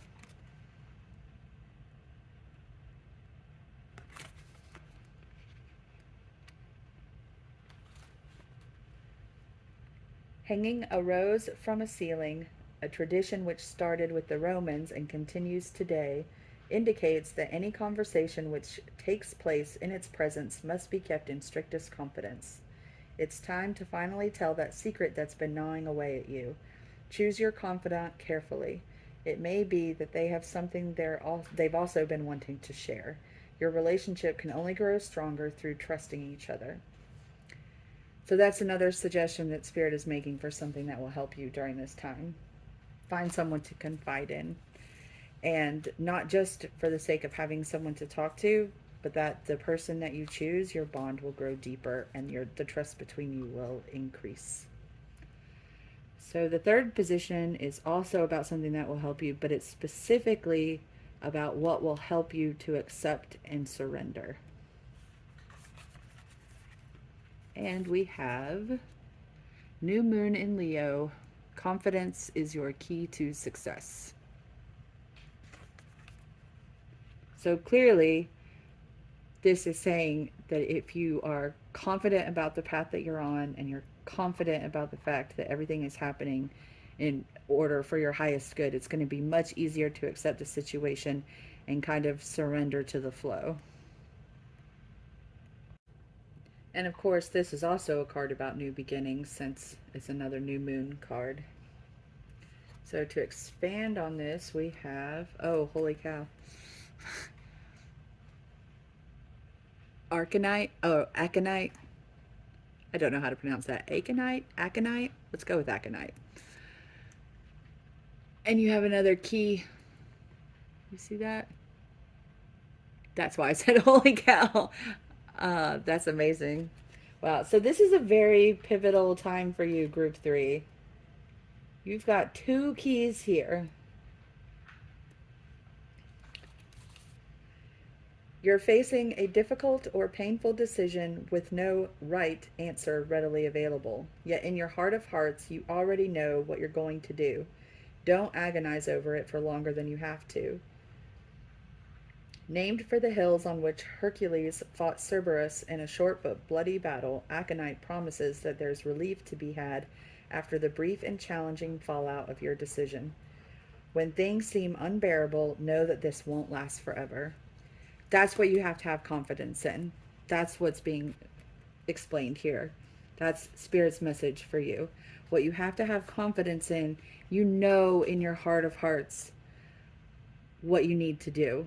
Don't let go of that confidence. And that is what's going to help you to accept and surrender the fallout. Or if this is talking about things you're going through because of a decision you already made, because that was indicated by this first card, then this is saying, remember that you knew in your heart that it was what you had to do, and hold on to that and be confident in that. And know that this difficult, challenging time is not going to last forever. A new beginning is coming.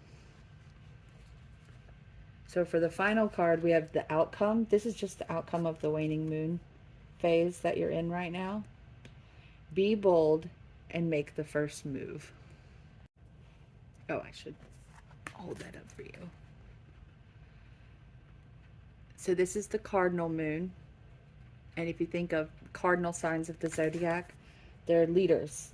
And so this is saying you need to take charge. That's what the outcome will be. If you can maintain that confidence in your decisions and hold to it, the outcome will be that you'll have the confidence that you need to take charge of the situation, which is going to lead to the most solutions. That's really the solutions. The solution that's being indicated here is the need to be bold, take charge. This is not the time to be passive. But this is coming out in the outcome position. So during this waning moon cycle, work on remembering why you've decided to do this. Either you've decided and you haven't done it yet, or you're experiencing the fallout because you already did it.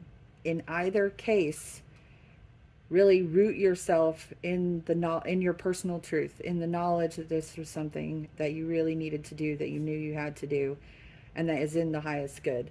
Okay?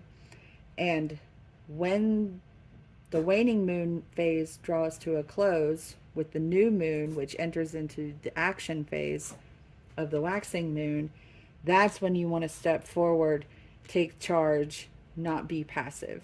Okay? And to expand on this, we have the birch tree.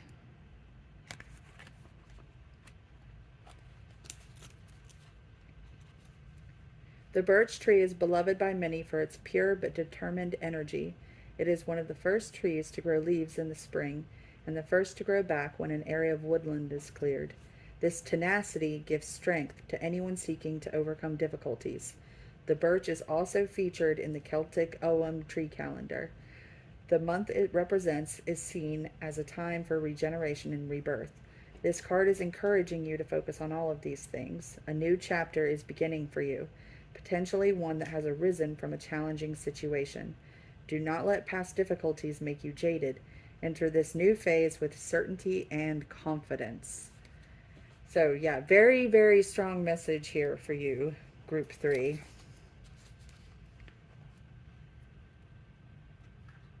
Now I'm going to move these to the side.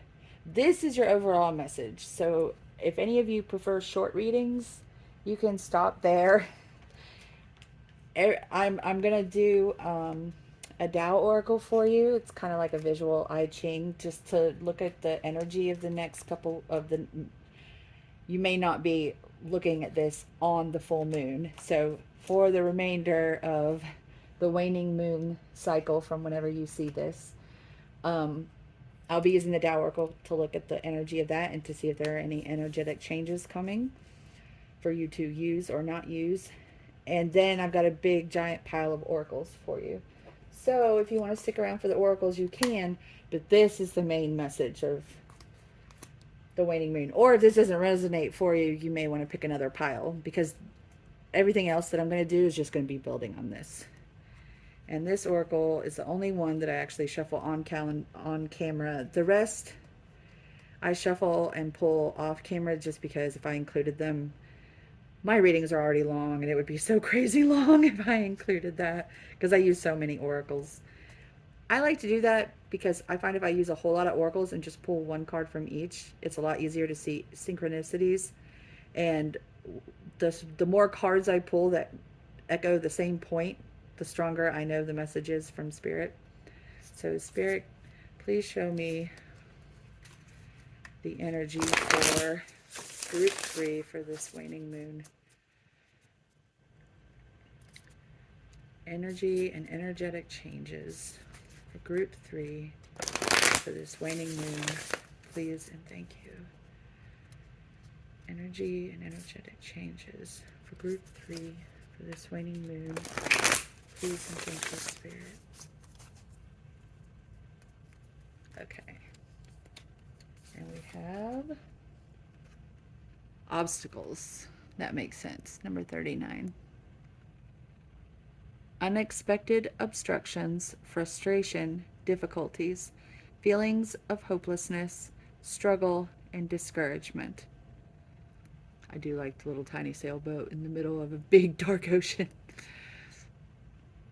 That's some strong imagery. So this does fit with everything else that we were seeing, where it talks about this being a difficult time related to a decision that needed to be made. So let's see if that energy is going to be changing. We know the energy will change when the moon cycle changes, but let's see if there are any changes at play during the waning moon. So our bottom line is yin. So if we roll 3 tails, then that means the line is changing. And nope. The next one is also yin. Nope. The next is the third line from the bottom is a yang line. So if we roll 3 heads, then that energy is changing. Nope. The fourth line is yin. No change. The fifth line is yang. That one's changing. Okay. Fifth line changing. And the sixth line is yin. No change. Alright, so let's just look up the fifth line change for you.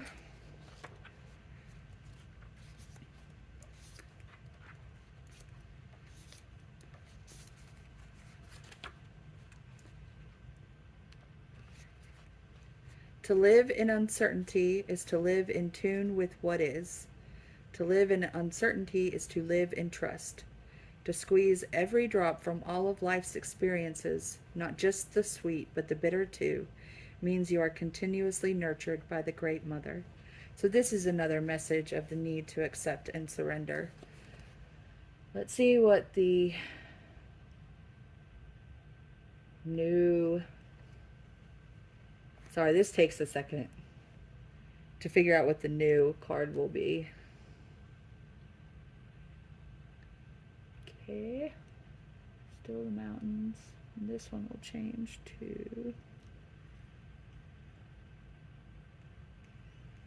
water.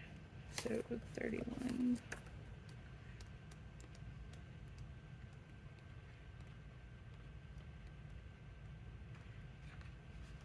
So even before, let's see if I can find the card so you can actually see it instead of me just telling you about it. Even before the waning moon is over,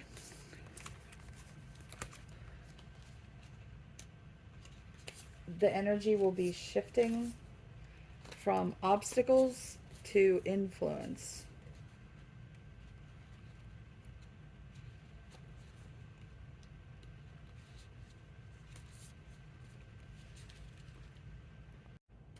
Ah, here we go. So the energy will be shifting to influence.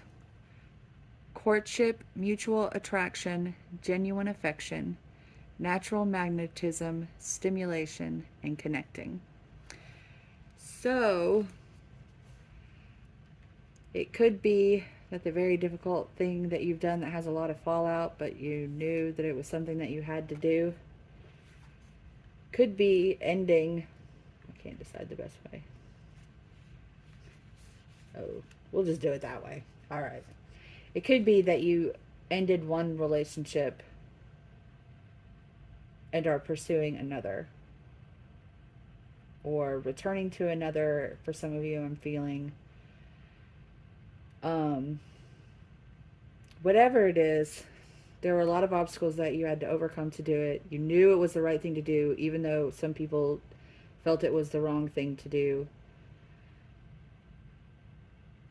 And even during this waning moon cycle, you're going to be shifting through, you're going to be coming past the obstacles and shifting into this energy of connecting with that person. And that's going to help your confidence that you've made the right decision. If you can make that connection with the other person, that's really going to help you feel like, okay, yes, I know I did the right thing. This feels right to me. Okay.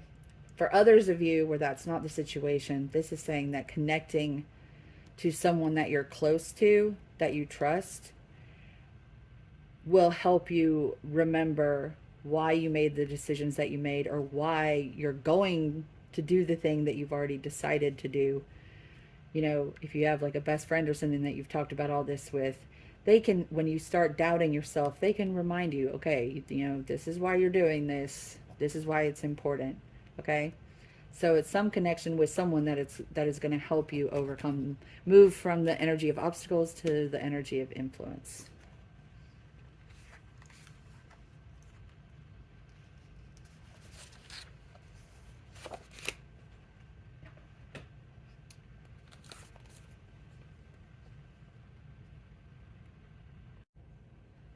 So moving on to your pile of oracles.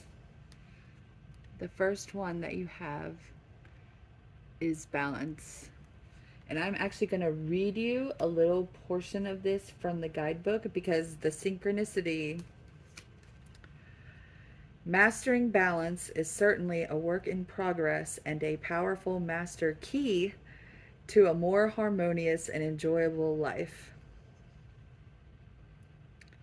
Balance is the key. It's time to let go and stop pushing or trying too hard. Surrender and allow balance to bless your life. So, you had two keys here, and then this card says key twice in the description. So I would say you definitely want to look at balance. I also find it interesting that it's using this yin-yang imagery. And of course the Tao Oracle does, but then you've also got two people here. Just look for, during this waning moon cycle, just look for anywhere in your life where there is not balance, and seek to create balance, and that will help you be in the natural flow of things.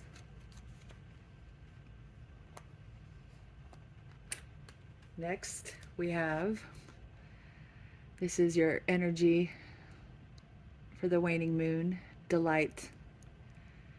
The frequency of delight supports our capacity to create and experience feelings of intense joy and happiness. The more delight we feel, the more delight we evoke in others. So, this decision that you've made, if it is filling your life with delight, may not mean that everything, obviously we've talked about the fact that it involved challenges and obstacles to overcome.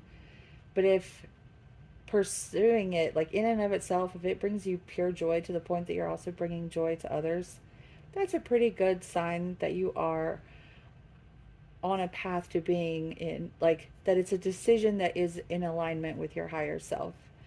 And any decision that's in alignment with our higher self is the right decision to make. And when it brings us joy, it doesn't mean it brings only joy, but when it comes with a sense of joy and an energetic joy that allows us to give joy to others, yeah, that is a pretty good sign that it comes from spirit. It doesn't mean everyone is going to be happy with your decision, but I don't know, when you feel it, you know. I mean, you can't be everything to everybody all of the time, right? So, but you can tell when something, like, if it makes you feel, it's so hard to explain, especially if you haven't experienced it. I mean, like, we all struggle. Those of us who are such givers that we have some level of guilt anytime we do anything for ourselves, like any level of self care. We feel bad that we're not helping someone else. Well, that's a whole other thing. That's an ego thing. But when you take a step that is in alignment with your true self, there is just this very deep inner joy that comes with that. And yeah, it might have a whole lot of other emotions attached, especially if we've got all these obstacles and 3D stuff to deal with. But that doesn't change that inner core of that joyful knowing, like, yes, I am doing the right thing. I know this is the right thing to do. It feels good. So if you've ever felt that, you know what I'm talking about. If you haven't felt it, you're gonna. So when you follow through, you're gonna feel that. Okay. Oh, I'm sensing a theme. So your next message is love. Love is the foundation of your existence, and you're just as worthy of receiving as you are of giving love and compassion. While love can be a beautiful emotion, it is equally a form of energy that propels you through life.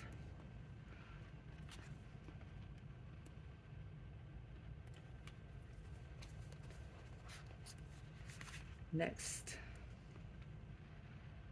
Woo. The card for gratitude, the Bluebell Fairy. And these come with specific messages, so I will read yours to you. The spirit of the Bluebell Fairy says, the more gratitude that you have, the more bounty will fill your life. Cherish the preciousness of all things, and joy will fill your life. The universe is thankful for you. So do try to carry gratitude for all things, especially if you're making choices that you know you need to make but are difficult for other people. Do it with love and gratitude that you have this opportunity, and be as kind as you can. I mean, I don't know. There are some people who are going to struggle because they don't understand, and you want to be gentle with those people. There are other people who will give you a hard time because they just want to control you and keep you down, and they don't want your light to shine because they've lost theirs. That's probably where firm boundaries become more important than gentleness and gratitude. But, use your discernment and your intuition and stay firm in your truth. Next, we have let love be your guide. Live a life from love, guided by love.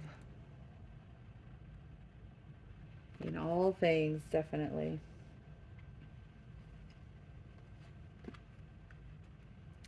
Looking deeper.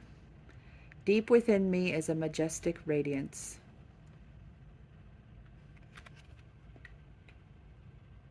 So yeah, definitely go deep with this stuff, because this is a pretty pivotal time. It's not a time for shallow.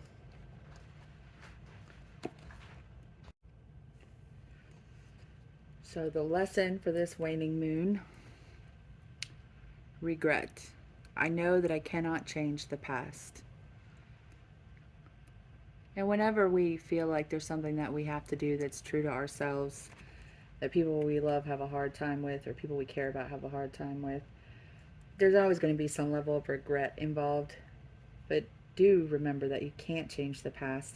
Just as you move forward, act out of love and kindness and with a sense of gratitude as much as you can, and that will minimize how much regret you have to process through.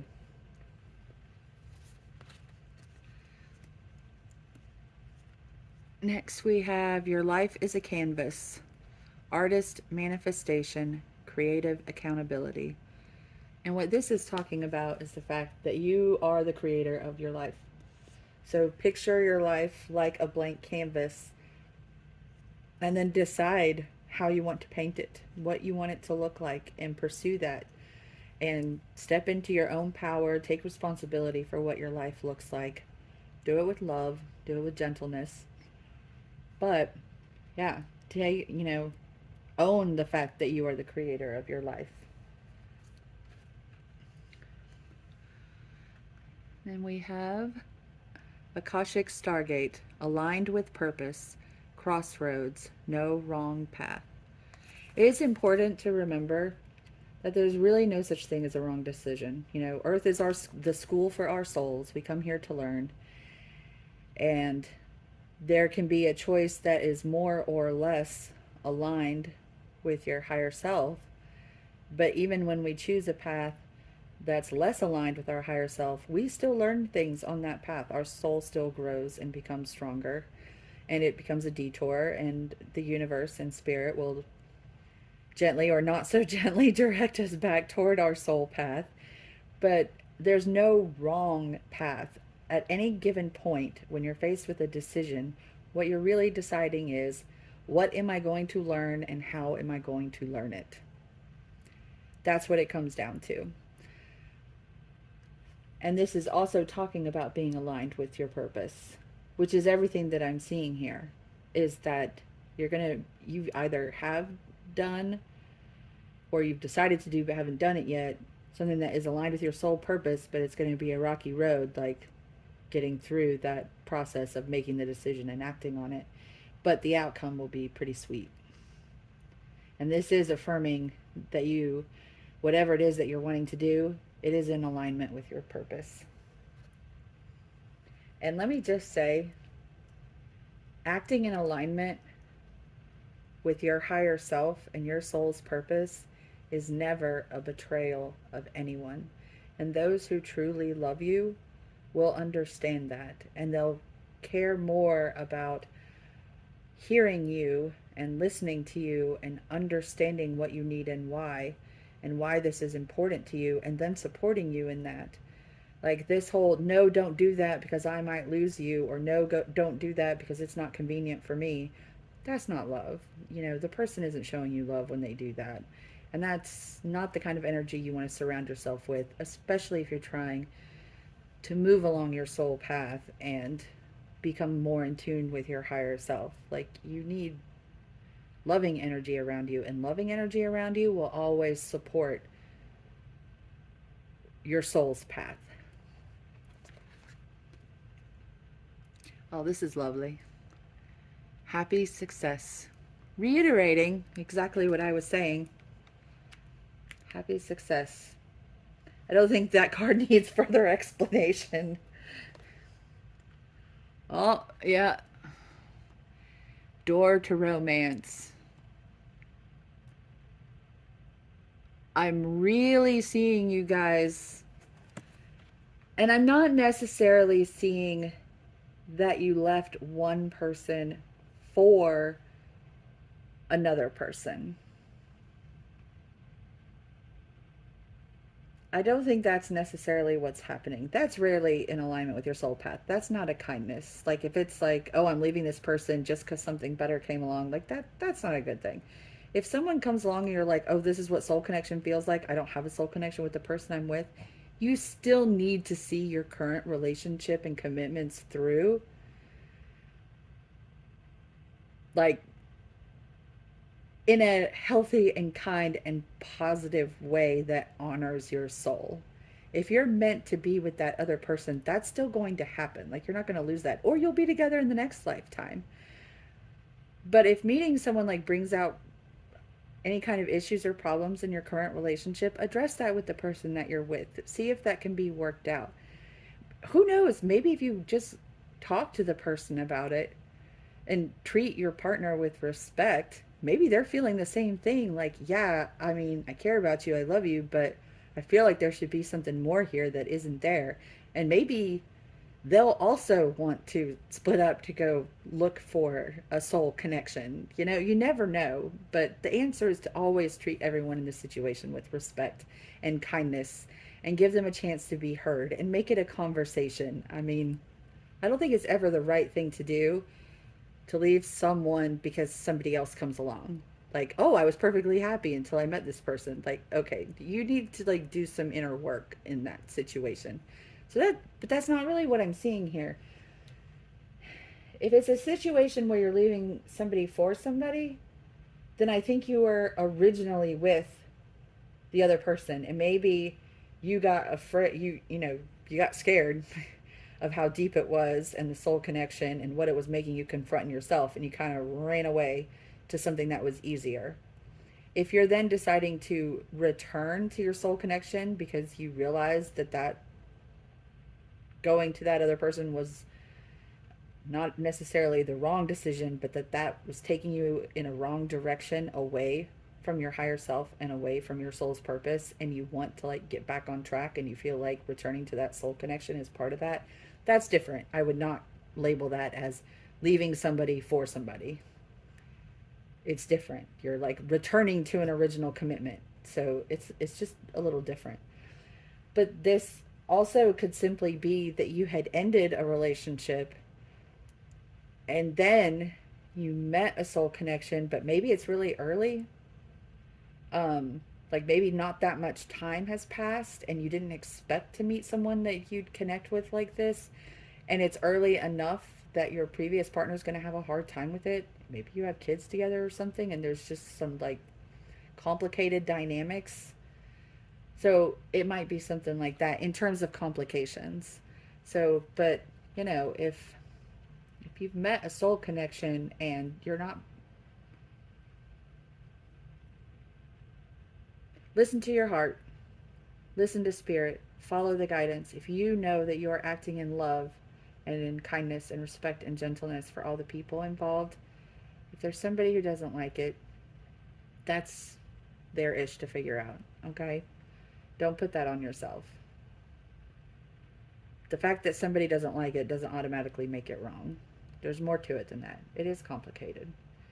But I mean, honestly, all of this is showing me somebody who spirit is saying is doing the right thing. I mean, that has been the message over and over and over and over, that you are acting in alignment with your soul path and that you're doing the right thing. And you've got to hold on to that in order to make it through the difficult bits. What a perfect card for the waning moon. Poised. So one of the interpretations in this card is like, somebody having poise, like, I don't even know the right adjectives for that because like that's so not me. I don't think poise is something that I ever have. I'm pretty much the most uncoordinated, graceless person ever. So, nobody looks at me and says, that girl, she's got poise. Which, I'm fine with. When I see poise, I think poised on the brink of success. Like you're ready. Like you've got everything ready, you feel confident, you're about to make your move. So that's what I see with poised. And that also echoes the other sentiments of the cards. Have the confidence. And the waning moon cycle is about getting to that point of poised on the brink of success. Like you're about to take action, but that's not happening yet. And it'll be when the new moon occurs, that's probably when you're going to move into the action phase. Oh, this is so beautiful. Miracle. Oh my gosh, group 3. This is, I mean, really, all the energy here is so lovely. I know that you're dealing with some obstacles and struggles and some people who aren't crazy about the situation. And I really feel that it hurts your heart. I think that it hurts your heart that you know that there's something that you need to do and you can't not do it, but you really wish you could do it without hurting anybody. I really feel that very strongly. That's why Spirit is trying to drive home this message to you, that you're not doing anything wrong. You're really not. You're doing the right thing. And ultimately, it is in everyone's highest good. Whenever you take action that is aligned with your higher self and your soul's purpose, it is in the highest good of everyone. You've got to hold on to that knowledge.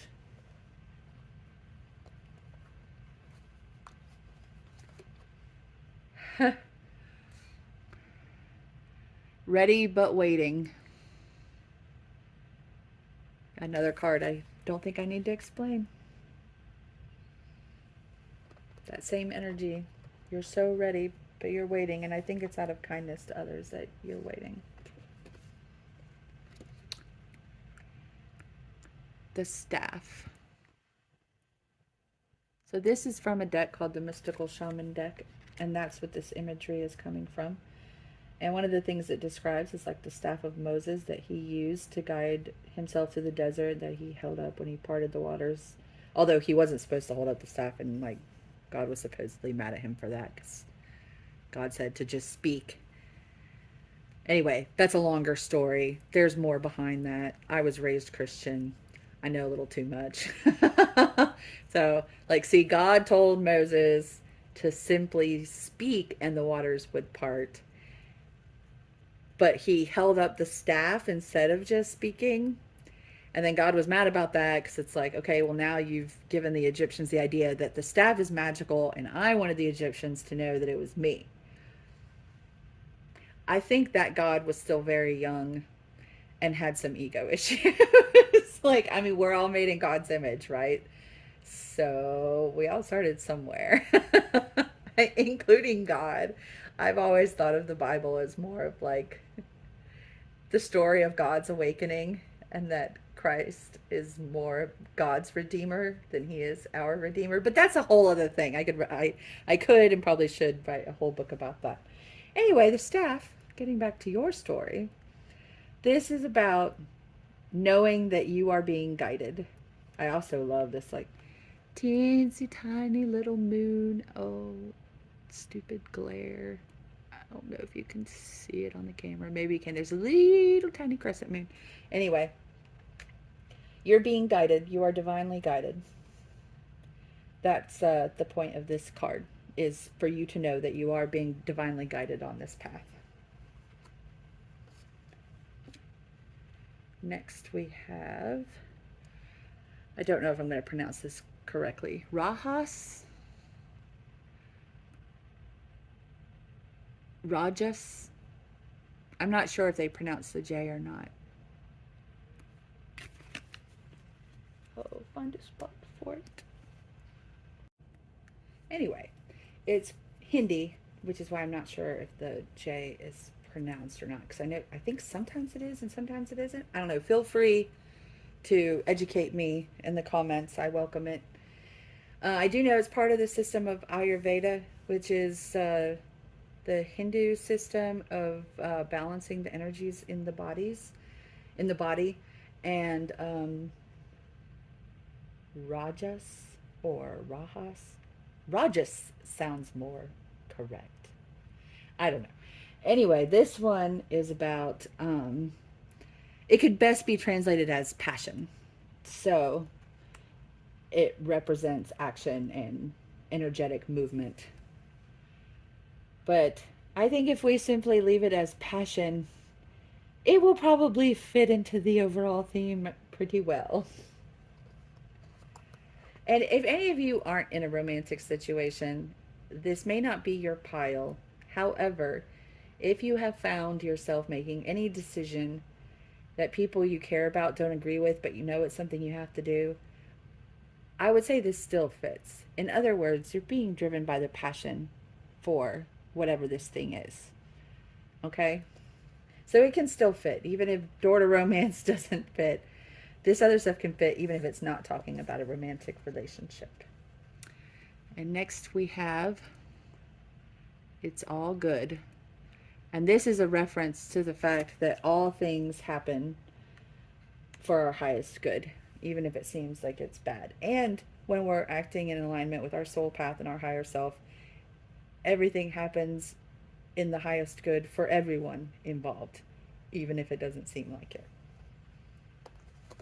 Okay, so for this next card, what I specifically asked Spirit when I was shuffling and pulling for the groups was, what energy does, in this case, group 3 need during this waning moon cycle? And you have the Crow.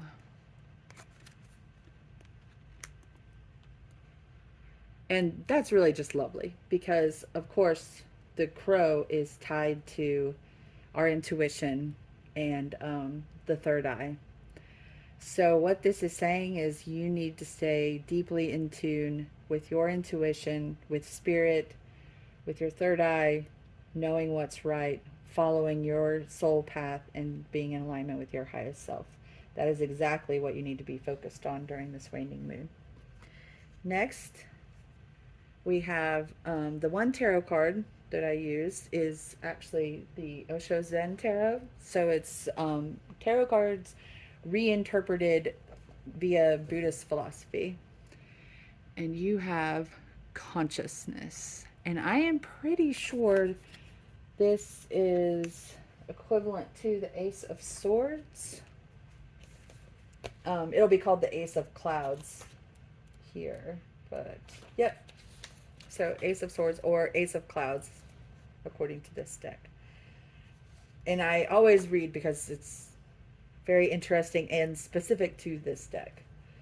Most of the cards in this suit of the mind are either cartoon-like or troubled, because the influence of the mind in our lives is generally either ridiculous or oppressive. But this card of consciousness shows a vast Buddha figure. He is so expansive, he has gone even beyond the stars, and above his head is pure emptiness. He represents the consciousness that is available to all who become a master of the mind and can use it as the servant it is meant to be. When you choose this card, it means that there is a crystal clarity available right now, detached, rooted in the deep stillness that lies at the core of your being. There is no desire to understand from the perspective of the mind. The understanding you have now is existential, whole, in harmony with the pulse of life itself. Accept this great gift and share it. So, this is reiterating the message of knowing that you're in alignment with spirit. That this isn't about logical understanding of a situation. This is about that knowing that comes via your intuition and your crown up here, and his third eye is lit.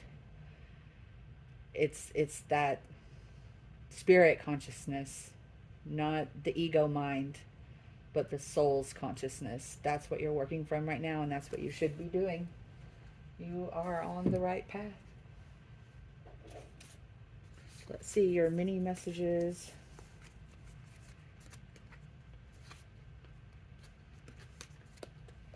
Some advice.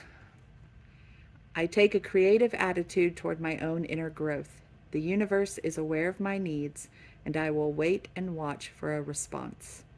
This is interesting because you also got the other creative card. So, your life is a canvas, artist manifestation, creative accountability for your life.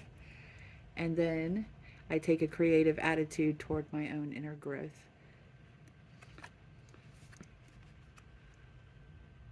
Sorry about the random shadows I'm getting.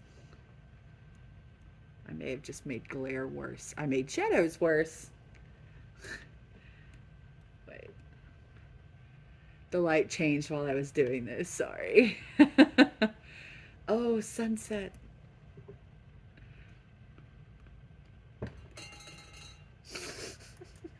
I'm I'm a professional. Okay. Okay. I think just, yeah. Let's accept and surrender. Spirit's using this as an object lesson. Surrendering in battle happens once at the very end. Surrendering on the spiritual path happens over and over, and it never ends. Behold the object lesson.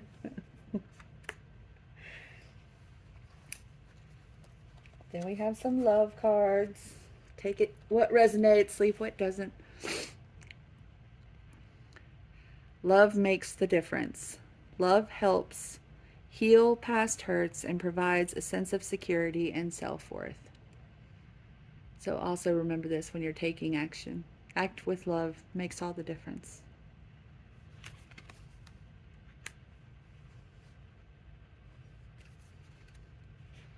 And this one.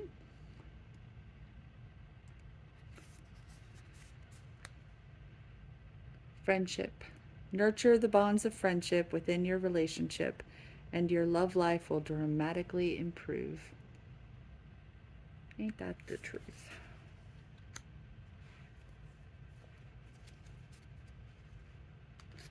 Next. All these cards have such pretty backs, so I'm going to show those too.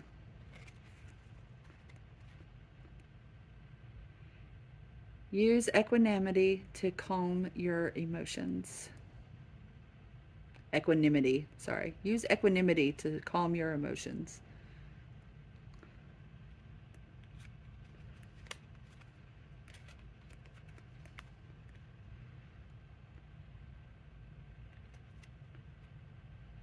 Magnificence. You are amazing, magnificent, and unique, but most importantly, you are enough.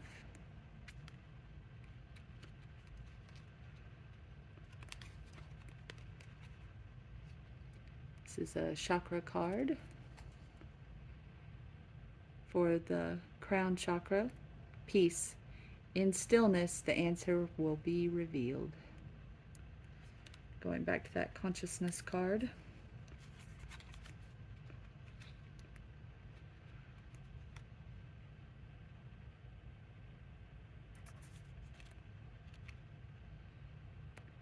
Chance.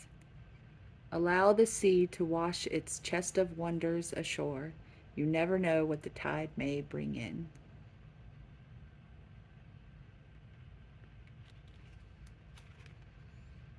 And your door also includes a Buddha.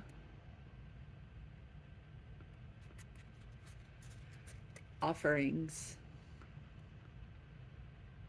Abundance lies in the heart that allows, share more than expected, and see love come around.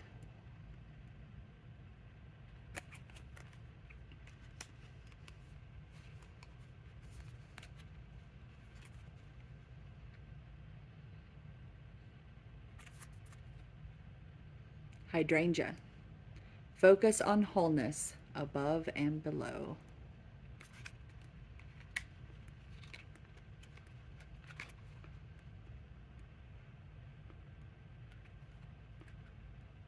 Trust. Don't trust what you are being told. There is more to this situation.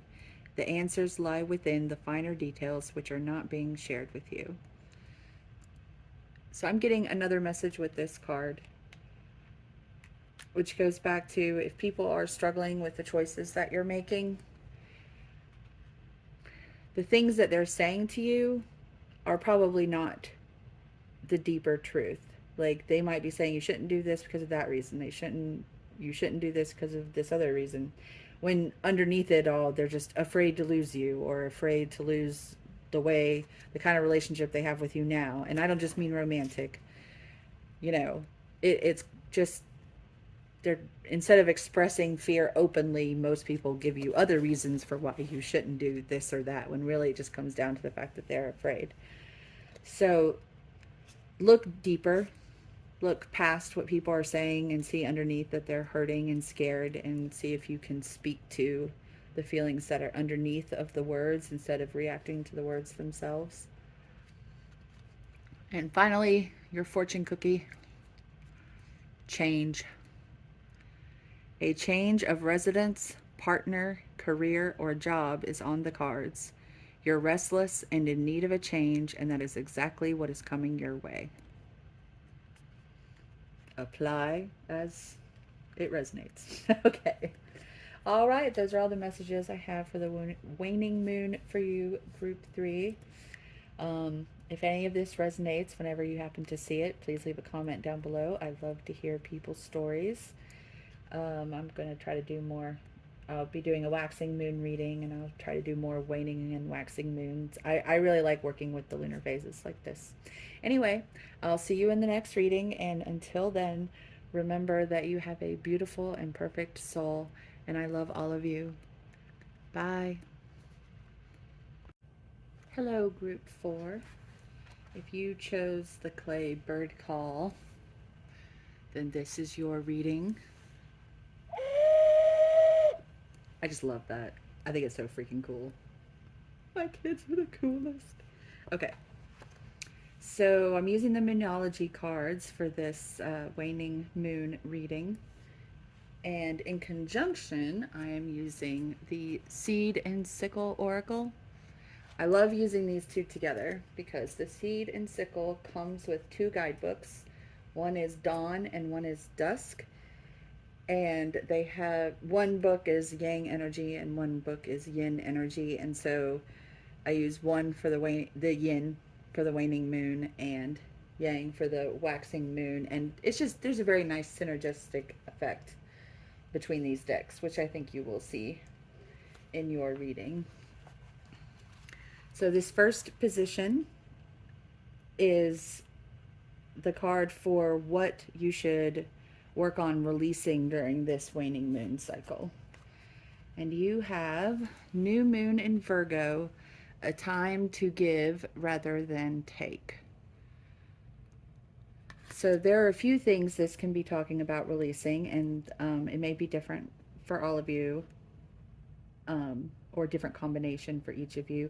One possibility is that you need to release overthinking and overanalyzing a situation and be more willing to go with the flow. Another potential message is, with it being Virgo, new moon is a new start. And with it being in Virgo, I would say also if you have unhealthy habits that you're aware of and that you've been meaning to do something about, it's time to release those. Or if you have this idea of yourself as like an unhealthy or ill person, like if you have taken on as an identity, that can be preventing you from getting better, and it's time to release that perspective, like identifying with yourself as like unhealthy or unwell, and claim a new identity, and it's easier to make new habits and receive healing. Like if you've identified as someone who is ill, it's very difficult to receive any healing from the universe because that causes ego distress.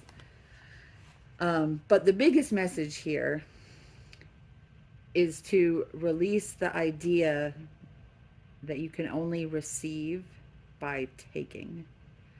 This is about finding a balance and making sure that your relationships are reciprocal and that your situations are reciprocal, that you're giving as much as you're taking, because that results in a sum that's greater than its parts.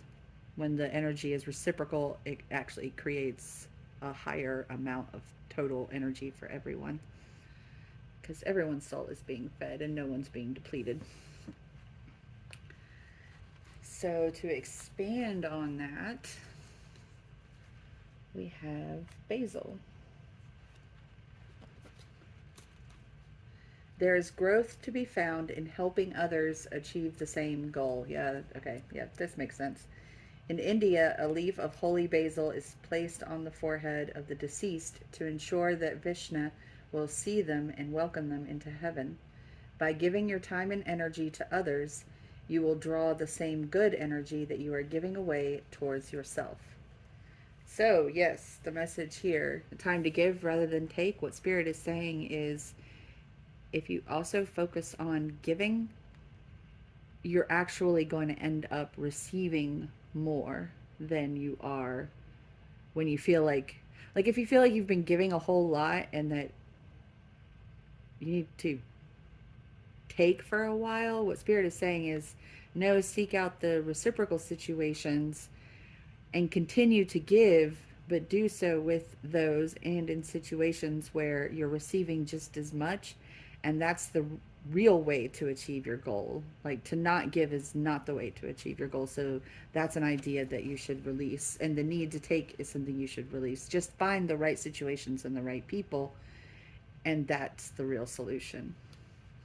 So this next position is about something that will help you during the waning moon cycle. And you have full moon in Aquarius. Show the world, the real you. So what this card is talking about is pretty transparent. The way to find the people and situations that are going to be reciprocal is by showing the world the real you. When you put the real you out there, that's how you find people and situations that are in alignment with your true self and your soul's path.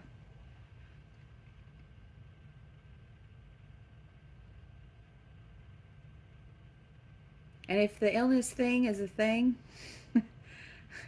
that's not the real you. When it's talking about showing the world the real you, it's talking about your soul. Let your soul shine through. And here's the thing, you may have heard the saying that what is meant for you will come to you. Well, what is meant for you can only find you if you're being you. If you're wearing a mask and pretending to be someone else, then the stuff that's meant for you is wandering around. Where's group 4? I can't find group 4. None of these people look like group 4. You have to be your real authentic self so that the stuff that's meant for you can identify you and find you. That's the way that I think about it. So expanding on this idea, this is interesting. Okay. Yeah, okay. That makes sense. Cherry.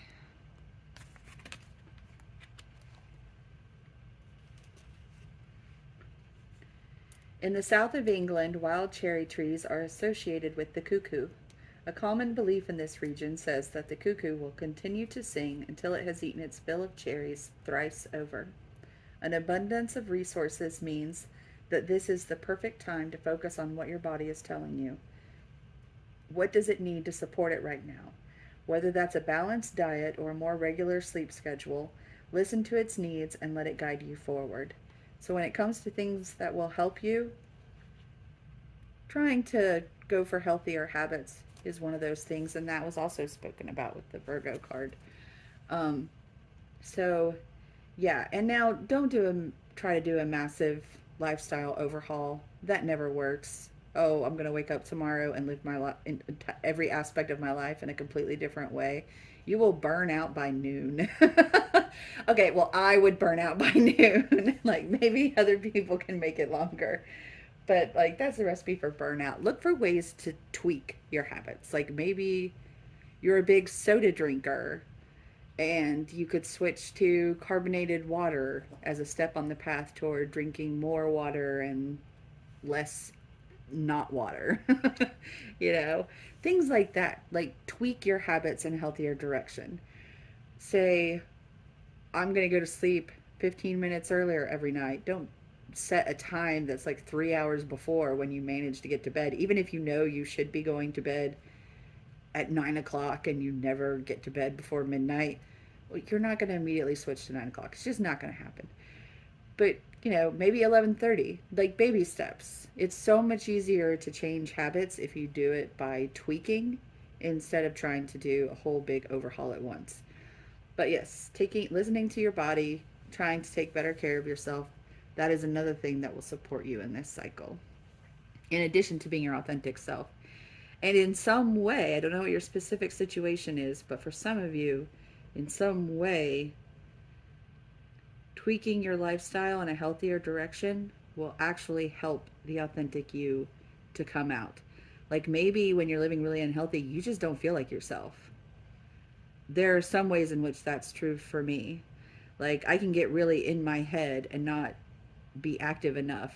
And when that happens, I don't actually feel very much like myself. Like I feel better when I'm spending some time outdoors and getting some exercise in my life. I feel better and I feel more like myself, even though that doesn't come naturally sometimes. It's still true. So for this third position, this is also something that will help you, but it's specifically something that will help you with acceptance and surrender. And you have new moon in Pisces, meditate and contemplate. So the immediate obvious meaning is meditation and stillness and going within will help with acceptance and surrender. That meditation can also help you like really get to know and be certain about what it is that your heart wants. The Pisces is an emotional sign, and Don't be afraid while meditating to really acknowledge what it is that your heart wants, because that can help with manifestation. But the key here is meditation and contemplation. Know thyself. And to expand on this, yeah, okay, this fits. Hawthorne. Definitely about the meditation.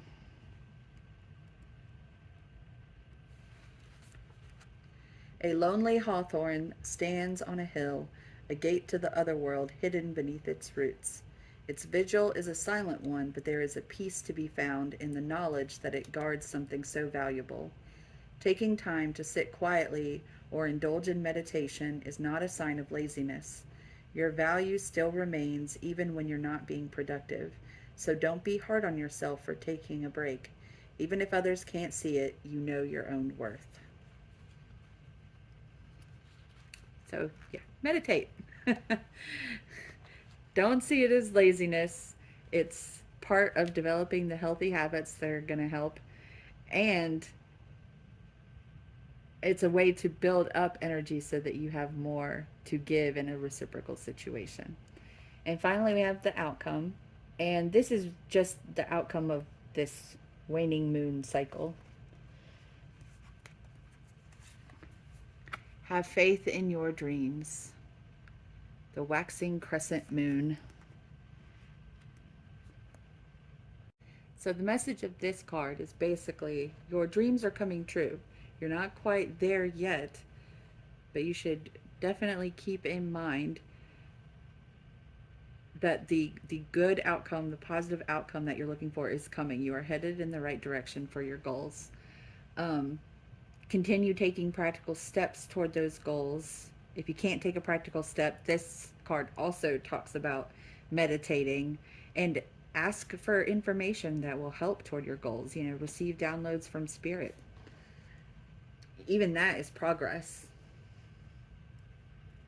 And to expand on that one, we have strawberry, which is bringing us full circle. Like the strawberry plant, its stems bent low with sweet, bountiful fruit, you are experiencing an abundance in your life right now. You are rich in your emotional capacity, your material gains, and your spiritual learning. You have earned every bit of reward that is coming to you now that you are near the end of your journey. Be generous with this wealth and provide support to others who are not yet reaping their harvest. This will be returned to you one day threefold. So the message from Spirit here is that abundance is coming to you. That's what this outcome is here. But don't take that as a sign that you have reached your goal, because there is so much more to come. And if you can reinvest all that abundance in other people,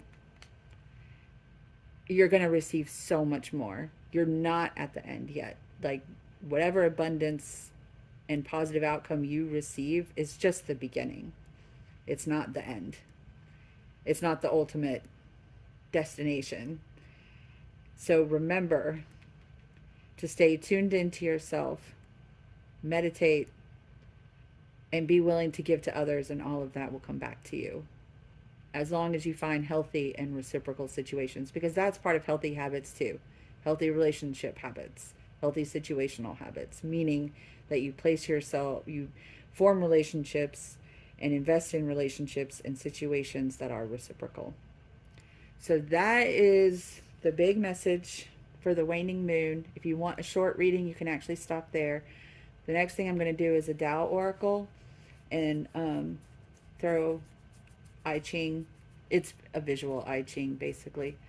It's not exactly I Ching, but close. Same concept.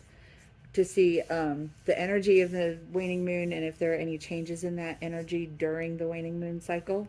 And then I've got a big giant pile of oracles for you. So I like to use a whole bunch of oracle decks and draw one card from each, just to see what synchronicities come up, because if spirit repeats a message a whole lot of times from various decks, then it tells me what's most important to pay attention to. So you're welcome to stay for that if you want a long reading. But if you want a short reading, everything I do from here is going to build on this primary message. So it's up to you, long or short.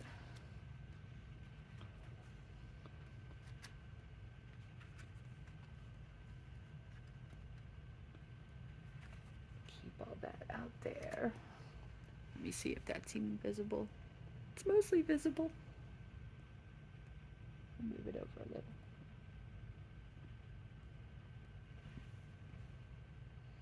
I think that works.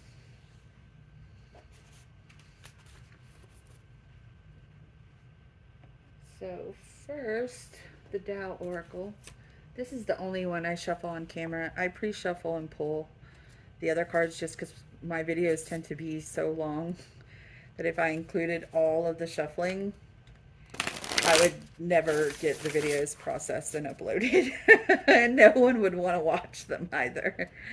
Spirit, please show me the energy for group 4 for the waning moon and any potential energetic changes that they may experience. Please and thank you. Spirit, for group 4, the energy and energetic changes of the waning moon. Please and thank you. And we have...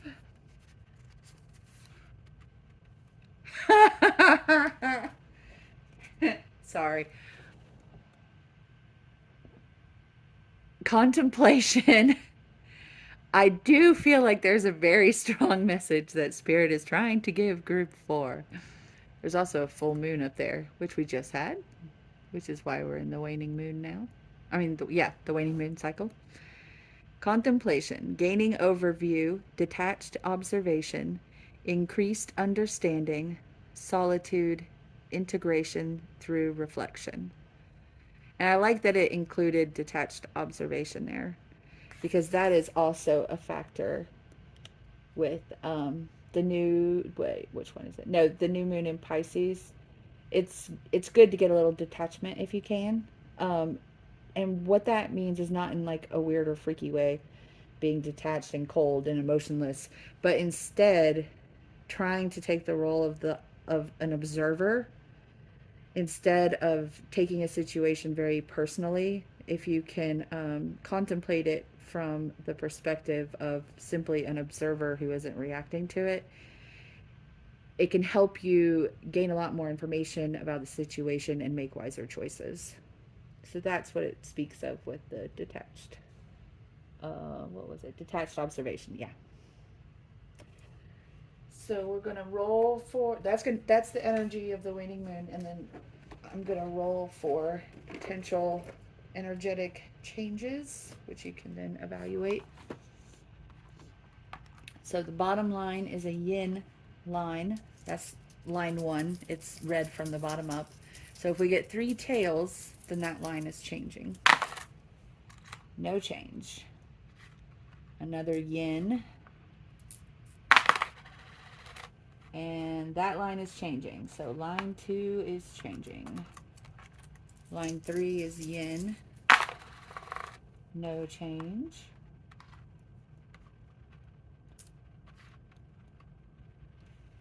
And line 4 is yin. No change. Line 5 is yang. No change. That would require 3 heads to change, by the way, if you're curious. And line 6, yang. And that one is changing. So lines 2 and 6. Let's look at those changes.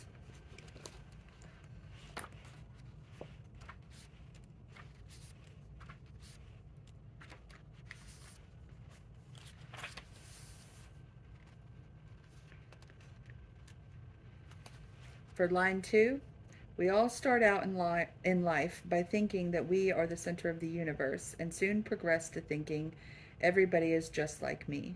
In a sense, both observations are true, but to experience the reality of this truth, as opposed to the childish fantasy of it, means that you have to have spent a lot of time outside the confines of your own private world. Make sure you know the difference before you reach any conclusions about your understanding of the people and events that surround you. And then line 6, some people seem blessed with a natural ability to step aside from their own self interests and look at what is most beneficial for the whole. If you have this ability, now is the time to use it. Even if there is no specific action to be taken at the moment, just your very clarity of vision will be contagious. So, again, these are going to ways to use the detached observer energy. Let's see what the changed energy will look like. I'm using a chart on the back. It takes a second.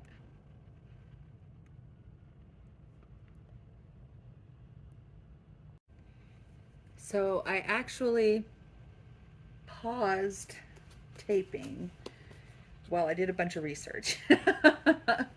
Because if you follow the natural energetic changes, the place it's taking you to, the energy that will next develop is the abysmal. Danger, insecurity, overwhelmed, unpredictability, hazardous conditions, dark emotions, facing fear, and having courage. So, going back to our original, those two changes, one involved stepping outside of your box, getting outside of your own private world, and also looking at what's beneficial for the whole. Here's the danger. If you've been giving less because people have been taking too much, and you stay in that situation and try to take this advice of giving, you're going to end up depleted and overwhelmed and feeling insecure because everything you're giving is not being reciprocated and you feel used and abused. And this is what will develop. So what this is trying to say, however, okay, if you own, and the reason I'm saying this is because I looked at what happened if you only allowed one or the other of the changing energies to happen. So if you only allowed the change in the top line, which is trying to do what's beneficial for the whole, but you stay in your current relationship and or situations where nobody else is, like everybody else is acting out of self-interest and you're the only person thinking about what benefits everybody, that will take you to, oh, where's the card? Splitting apart. Impermanence, collapse, deterioration, separation, let go, surrender, eliminate the old, death. Okay? That means one way or another, you're going to need to split off from that group. And this is another reason why I say it. That change for line 2 was about stepping out of your current small world and expanding, which you could also think of as leaving a current situation and relationship to find healthier situations or relationships. If you only made that change or made that change first before you started trying to benefit the whole, that leads you to dispersion. Diffuse negativity, restore harmony, diffuse is something else. Diffuse, the verb, negativity. Restore harmony, circulate, revitalize, dissolve divisions, lighten up. This is a good energy. So by looking at all of these, the overall message is saying, before you start giving to everybody and investing your abundance and thinking about the good of the whole, first step out of your current world. If you've been needing to take, that's because you're in a dynamic that's not healthy. Step out of that dynamic. You can't be You can't create a healthy dynamic all by yourself. That requires other people who have the same mindset and goals that you do. So whether it's a situation or a job or friends or a relationship, whatever it is, put yourself in that situation before you before you start investing yourself and sharing your abundance, whether it's material or spiritual, emotional abundance. Before you start sharing that and investing that, find people who will reciprocate. And then that's what's going to lead you to this healthier energy. I hope that made, I hope I explained that in a way that made sense. It can get, usually it's kind of straightforward when I use the Tao Oracle, but sometimes it's like this where it's really complicated.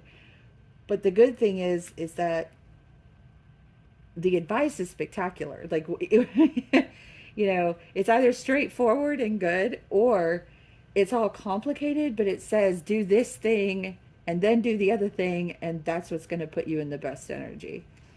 And it kind of tells you, like, it works with the present energy and the present influences and says, if you do this, you're going to end up there. And if you do this, you're going to end up here. And you can kind of choose the best path that, like, basically from this card and the coin tosses that we did for option, like, changes, the energetic changes you can take advantage of. These are the 3 different paths you can take.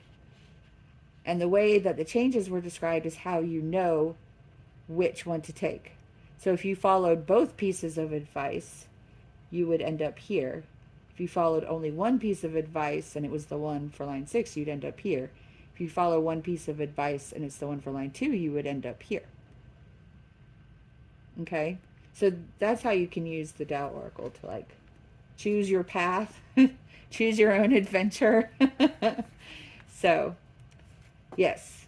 Point being, long story short, before you invest your abundance, make sure you are in reciprocal situations with healthy people. That is part of establishing the healthy habits. Find the healthy people who you can form a healthy dynamic with and create that reciprocal situation. And then that's when giving will really pay off and take you so much further than what looks like your initial goal. Okay. I hope that is helpful. So your pile of oracles.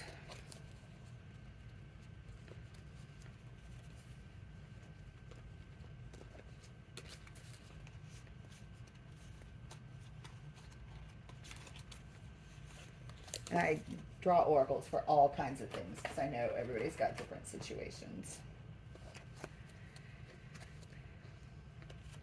And first we have psychic development. And this obviously is tying into the meditate and contemplate card. And first of all, let me say everyone has psychic abilities. Absolutely everybody. Because it is simply a reflection of our connection to spirit and the divine source, whatever you want to call it. It doesn't matter what words you use. We all carry that inside of us, and it is when we allow our soul to connect. That's all the things that people refer to as psychic. That's what it is. Receiving information through our soul's connection to spirit and the divine.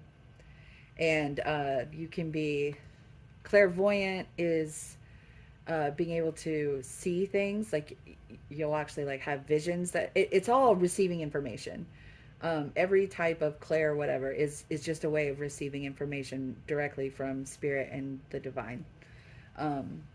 So information that comes down through crown chakra, and third eye accesses some of that, but the information comes down through the crown chakra. And you can have visions, which is clairvoyant. You can hear things, which is clairaudient. You can know things, which is claircognizant. And I know clairsentient is being able to feel things. Is that the fourth one though? Yeah. That is the fourth one. Clairsentient is feeling. And I have clairsentience and claircognizance. I also have automatic writing, which of course I only came into my gifts after the end of the blogging era. So I'm all like awkward on YouTube because it doesn't flow as well when I'm speaking as when I'm writing. But that's okay. I still have the cognizance part. It's just easier for me to put it into words when I write. When I write, it's just like so much stuff.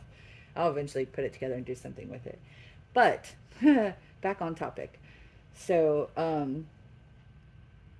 this is coming to point out to you that this is actually a really good time for you to develop whatever your gifts are. And that is what meditate and contemplate is for.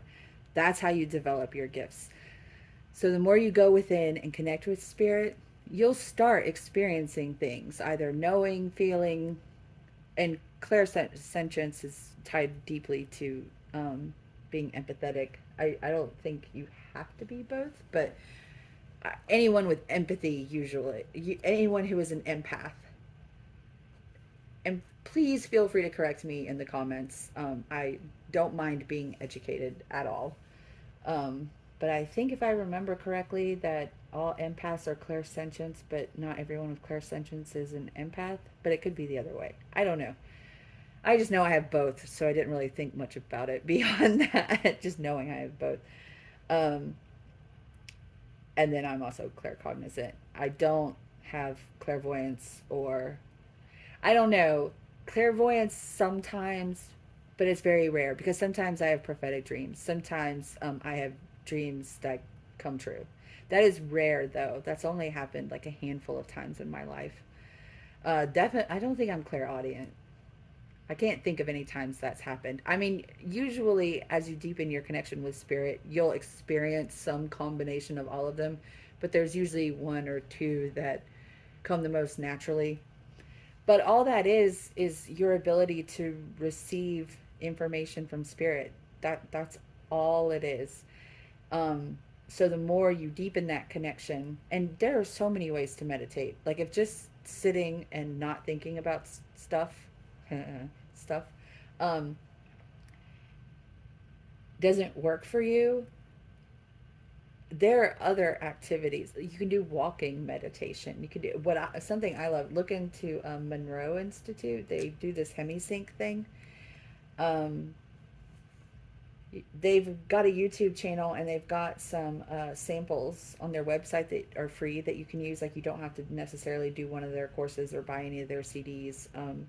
I have an Amazon Music subscription, and it has a lot of hemisync tracks available, but it actually helps your brain work more cohesively together, which really enhances meditation. I use that, and it has helped me so much with meditation. You can do walking meditation. You can do things like coloring as meditation. Like any kind of repetitive task that you find soothing, you can turn that into meditation. So don't feel like there's just one way to do this. But the idea is to just still your mind and make it a receptive place to hear. I use the term hear. I should say receive. Yes. So create a frame of mind that isn't crowded by the constant like ego thoughts that we usually deal with. Create a still mind that creates a receptive space to receive information from spirit. And the reason this is coming up for you is because that is wisdom that you need. And the best way to receive wisdom is in this way, by developing this connection with spirit so that we can receive it directly. There is no better wisdom. There's no way that is more effective or quicker when it comes to receiving wisdom and becoming a wiser person and making wiser choices. That is absolutely the best way to do that. Okay, I've like rambled on that one card for like way too long. We're going to be here forever. Okay. Compassion. The frequency of compassion supports our ability to stand by others without judgment and be the divine mediator between heaven and earth, spirit and matter, so that unconditional love can flow from source through our heart and into the world. Okay, yeah, so what I'm feeling with this is that when it comes to needing to move from unhealthy dynamics to healthy dynamics, do it with compassion and love. Like, you don't need to tell everybody, oh, hey, by the way, I'm bailing on you because y'all so unhealthy. Like, that's not helpful for anyone at all. I mean, people are where they are, and there's no reason to judge them. And if we find ourselves in a space where we're no longer aligned with those people and we need to move to a different space where there will be people who are aligned with us, there's no reason to judge the other people for that. I mean, has anybody else ever left the group before? Maybe they became unaligned before you, but they didn't make some big announcement about how unhealthy you were and how they couldn't hang out with you anymore. You know what I mean? Like, you just kind of quietly move from the spaces that don't align with you to the spaces that do, without judging the people involved and with full compassion for everyone in the situation. So remember, you've been where they are. You know, you're not better. You just, you know, like, be like an eighth grader mocking a seventh grader for not knowing what the eighth grader just learned in their class. You know, like, that's just not right. Like, the seventh grader is not deficient because they haven't taken the eighth grader's class yet, right? So it's that kind of thing. Okay, so these people haven't taken your class yet. They will eventually. Like, they're not you aren't better than them. You've just taken a class they haven't taken yet. So you need to, like, go hang out with people who have taken that class so that you can learn more and improve yourself. Okay, that's my little rant about compassion. I have strong feelings about that. About everyone being equal, regardless of their behavior or mistakes, even as far as mistakes even happen. People are at where they're at, and everyone is doing the best they can. And if you're able to do better than another person, that's only a reason to have compassion for them and humility, because aren't you glad that, like, you've made some progress? But that doesn't mean you're better. That just, I don't know. I have too much of a sense of having been where other people are, I think, that I just look at them and I think, oh my gosh, that was so hard. And I feel so blessed and relieved that I managed to, like, scrape my way out of that particular section of learning. You know, I feel kind of like I barely pass every class that I've gone through, and I got no judgment for the other people who are still taking it. I'm just glad I made it through, you know? Okay. So hopefully some of this is being said in a way that makes sense. My words don't always come out the same way that they're in my brain. I have ADHD, so, like, that's part of it. I speak in, like, dotted lines sometimes, I think. But anyway, yeah, compassion, please, please. At any choices you make, any actions you take, always with love and compassion. And maybe that's what you're meant to give right now. Compassion and love.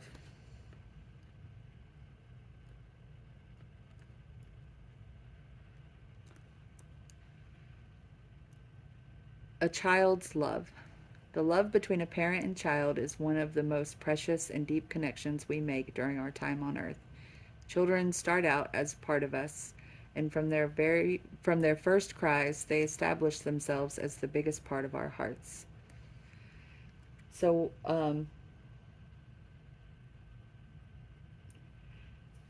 okay, what I'm hearing here is that there's going to be a different message here for all of you. For the majority of you, Spirit is suggesting that you approach the situation with the openness of a child, with the willingness to learn.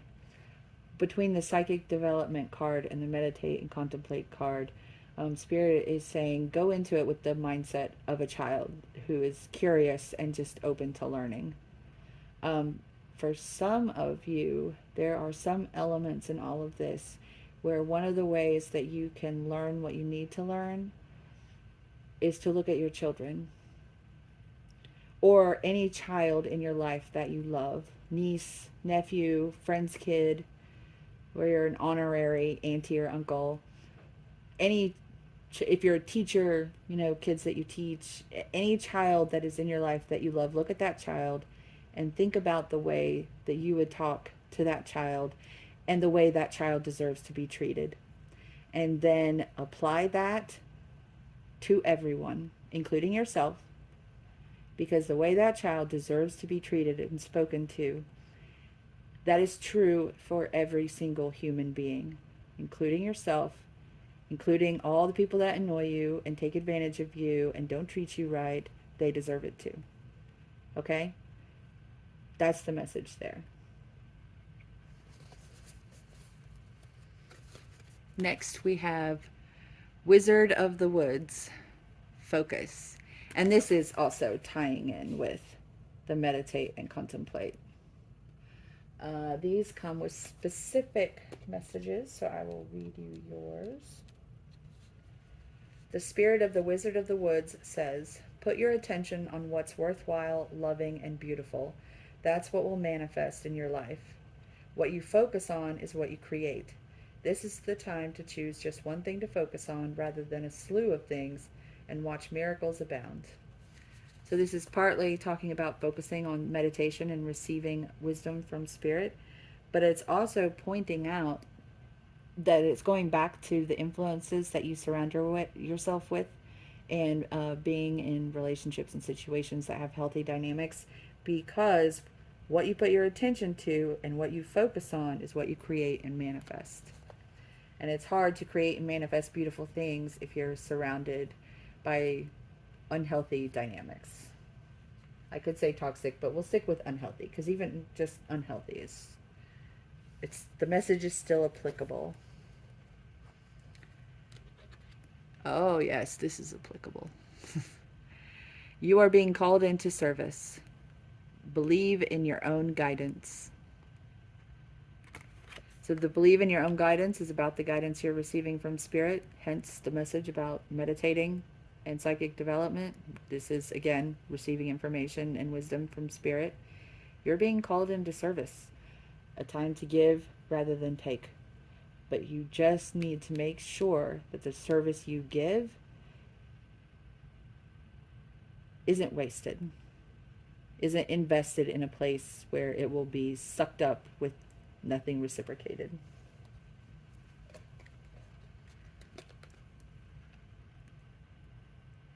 Giving birth. I am bringing forth new and dynamic energy into the world. All right, I'm going to say it. I almost said it. You may have noticed I was quiet for a second when I pulled A Child's Love. I almost said it then. I cannot ignore the literal meaning of these two cards coming out together.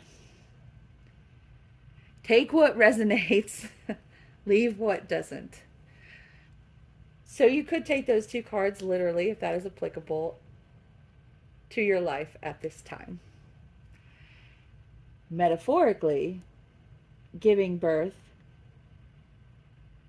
simply refers to this new energy that it's talking about you bringing into the world, giving, but finding a healthy dynamic where, and being called into service, you know, all of these things, you're giving birth, you're creating and manifesting something new, and you're bringing forth something new.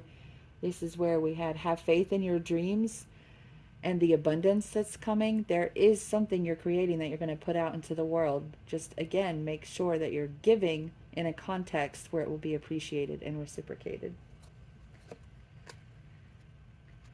Oh, yes. Okay. So you will also be focusing during the waning moon on the lesson of judgment. I understand that everyone has their own unique path and challenges. So I already did that rant with the compassion card about being judgy. So just gonna set this here next to the compassion card and point out that it is reiterating the message that I already spoke about. So, you know, if you want to hear it again, you can rewind. Next, we have Lost Lands, Soul Memories and Gifts. You've done this before. So this is a message that with the psychic development, being called into service, that was under here, you've done this before. You're not developing something new here. What you're giving birth to, you're remembering. That is why Spirit wants you to spend time meditating and developing psychically, because you're not creating something brand new, you're remembering. That's what you're going to bring forth. Gifts that you have had and used before, but in this lifetime, you either haven't remembered yet or you're just starting to remember, and Spirit is encouraging you on that journey.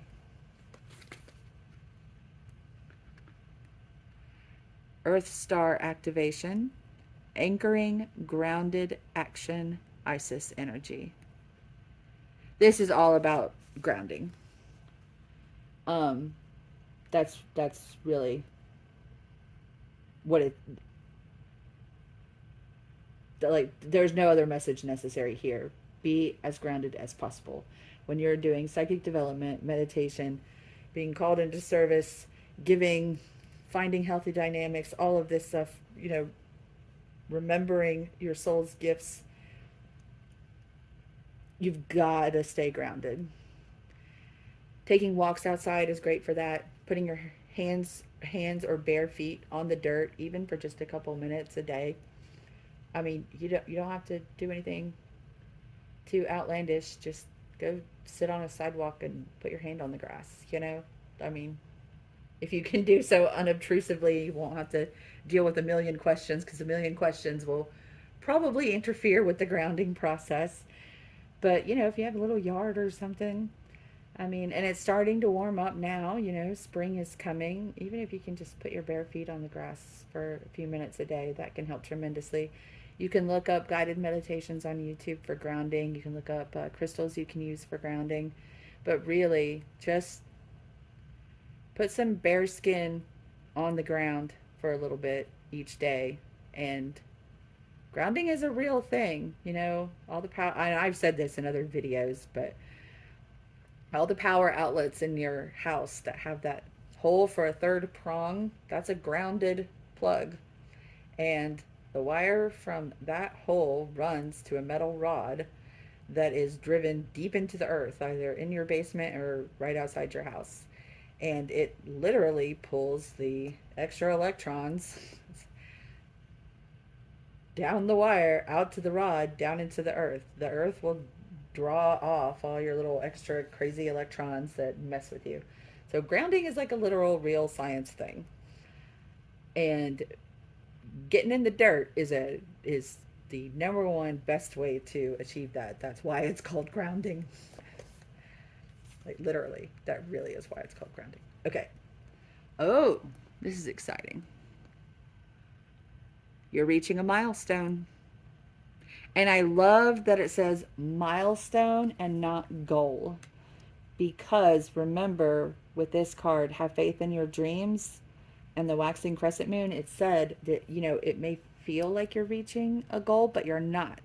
It's a milestone. You are going to be achieving something, but it's actually just a step along the way. So this is highlighting that observation that was made in this card. This is a milestone that you're going to be achieving as the outcome of this waning moon cycle. More abundance. Door to value. This is all about receiving abundance. Just remember to share it with wisdom. Share it because it'll come back to you, but do so with wisdom. To the sea. Notice there's a little face in the clouds there. I don't know how well it shows up on camera.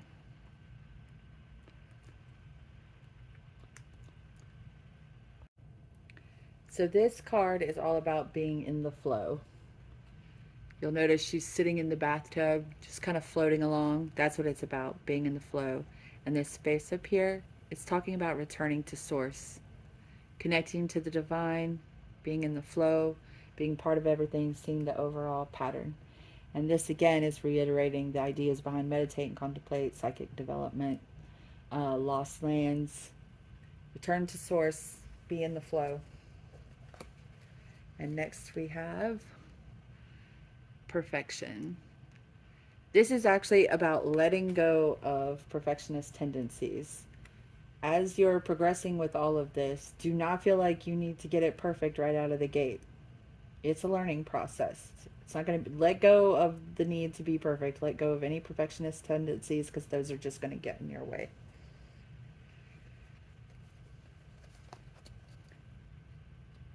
Next, we have context. Definitely remember that any situation that you're in and any decision you make, you need to consider the context. This is also reiterating the need to look at your environment. Like whatever work you're going to be doing and whatever it is you're bringing forth, think about the context that you're going to be bringing it out in, and if that's the context that you really want for what you're bringing forth. Like, is this the environment that I want to be doing this in, or is there a better or healthier environment where I could introduce this?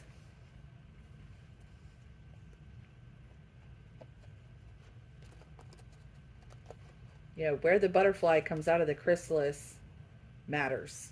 That's why caterpillars will try to build their chrysalis on the underside of leaves so that they're protected.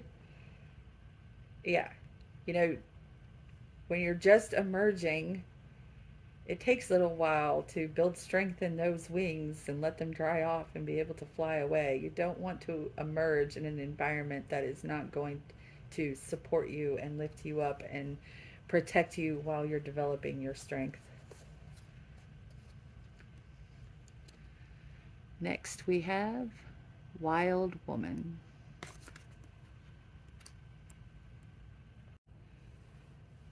The Wild Woman is a great card, really. This is all about calling forth, or rather, not you calling forth, but it's saying that the universe is calling forth your true self.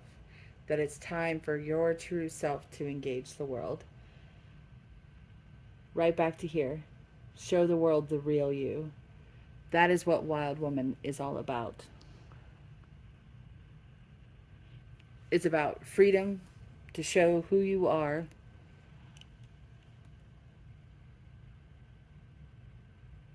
And whatever dream that you've been pursuing, you can think of this as a symbol for it. And it does require courage, but the universe is asking you to have that courage because it's very necessary right now. I mean, your true self, your authentic self is needed in the world right now.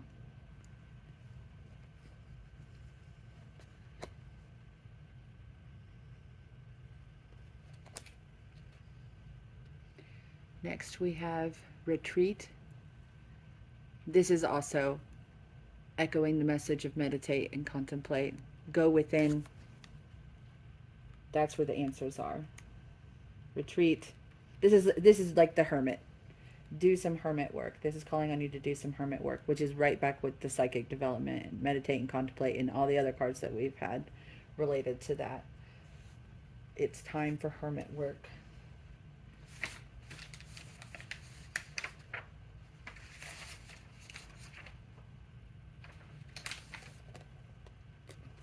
Sorry, I couldn't figure out where I set your cards for a second. Okay.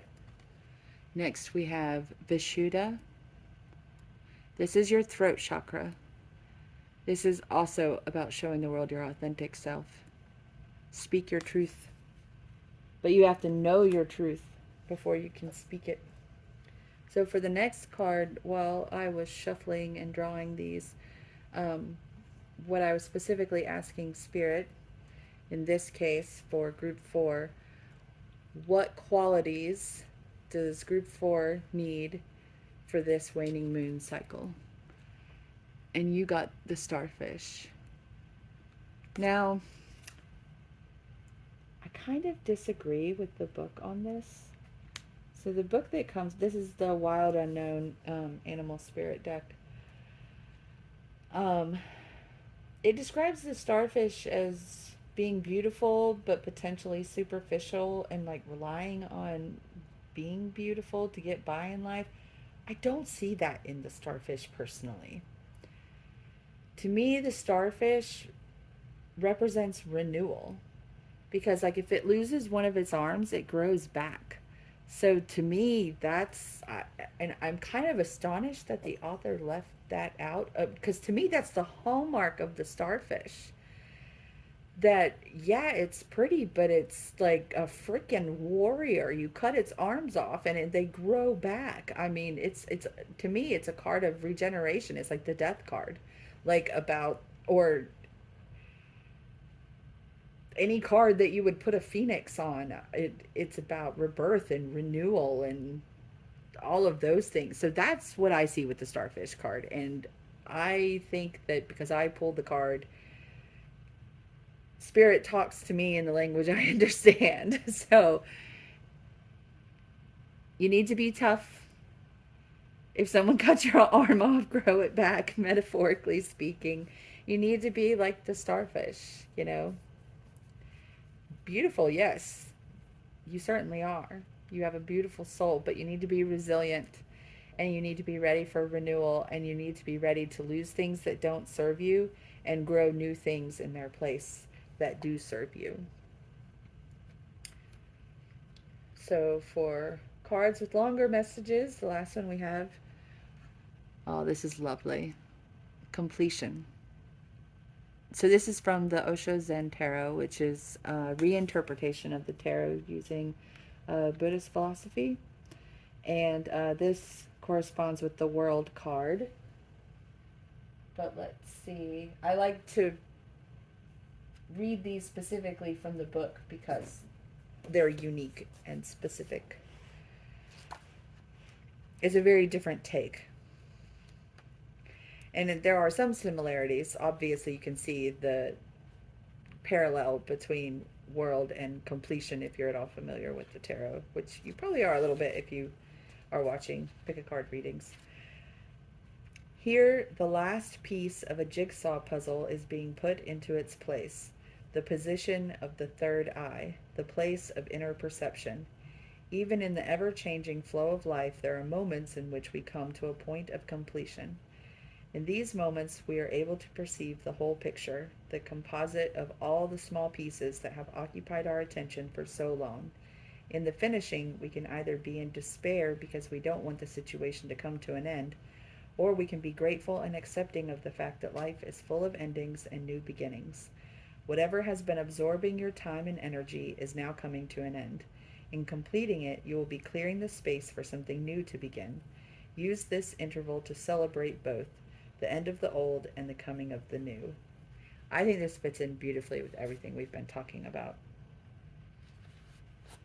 Because obviously moving from a situation or relationships with unhealthy dynamics to one or more with healthy dynamics represents the end of something and a new beginning. And of course there will be a time of transition in between. And I love that the last piece that's added is the third eye, because that's calling on the psychic development and meditate and contemplate, etc.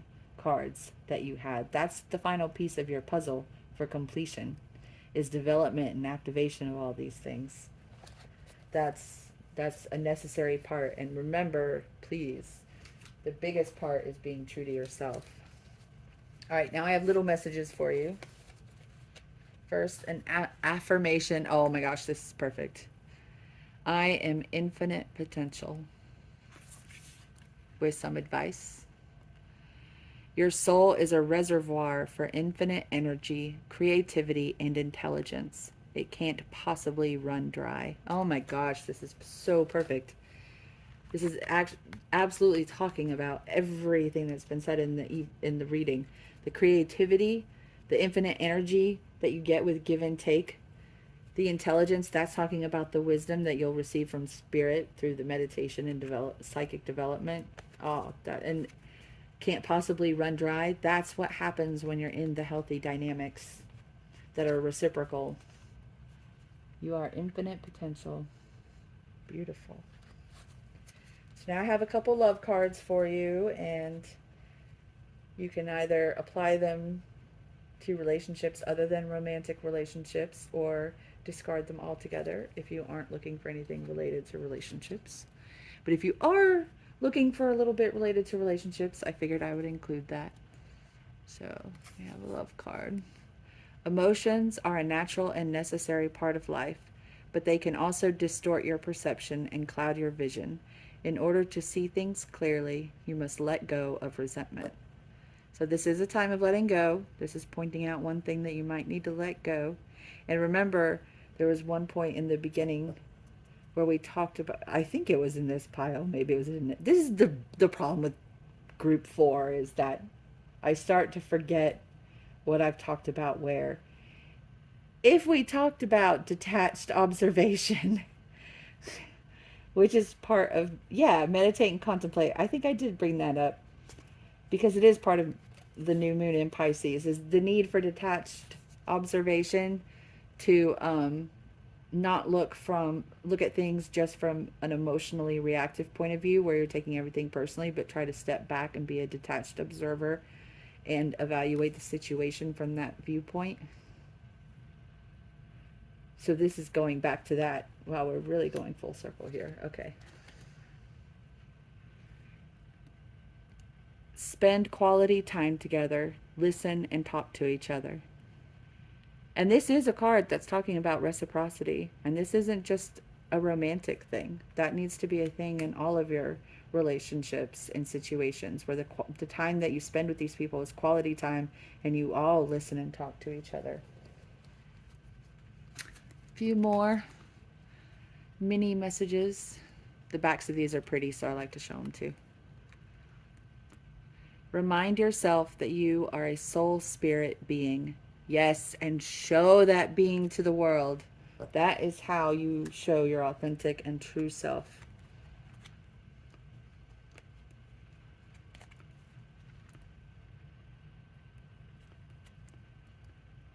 Inner worlds. Your external world is a reflection of your inner world. Apparently I have glare in my inner world. All right, there we go. Okay.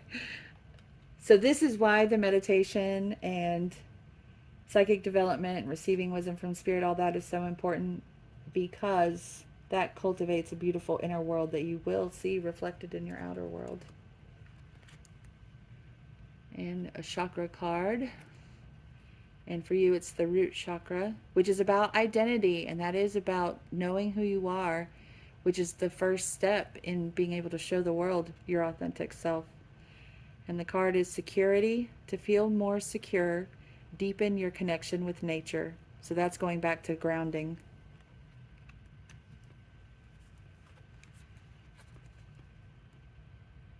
Mermaid. All of these are sea themed. Explore.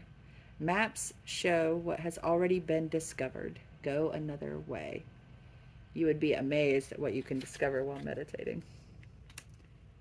Whole new levels, especially if you use the hemisync stuff I mentioned.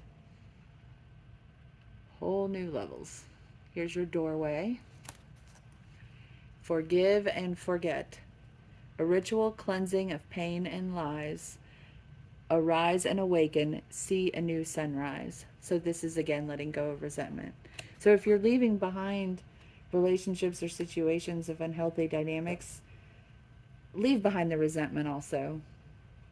You know, if you've outgrown people or situations, you don't have to resent them. It's not their fault that you need to go, you know, and there's no reason to resent them, because, you know, they're fighting their own battles and suffering their own pain. And the fact that you need to move on, that's a good thing for you, not something to be upset with them for. And if they are upset with you because they don't understand, that's still something to be compassionate about. They will understand one day, I promise.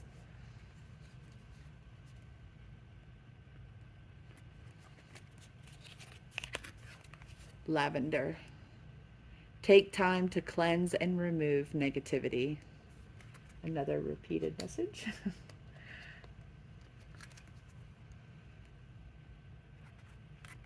Oh, love. Before you can truly love another, you need to open your heart and allow yourself to receive love first. If you open your heart to love, it will flow into your soul. And this, again, is another key component of showing your authentic self to the world. You have to see your authentic self and love your authentic self before you can show it to everyone else. And finally, a fortune cookie for you. Communication. A reunion could bring love or a rekindling of friendships. A lucky win seems likely. So, I don't know if that's focusing. There we go. So apply that as you will. There we go. Those are all the messages I have for the waning moon for you, group 4. If any of this resonates, please leave a comment down below. I love to hear people's stories someday when people are actually watching my channel. I haven't tried very hard though to like share it because I want more content on it before I start sharing it around. But you know, it exists. It'll have people one day, and I would love to hear those people's stories. So I will see you in the next reading. And until then, remember that you have a beautiful and perfect soul. Remember that perfection card? Your soul's already perfect. Don't worry about what your fumbly 3D body and ego do. Your soul is still perfect and flawless and beautiful. And I love all of you. Bye.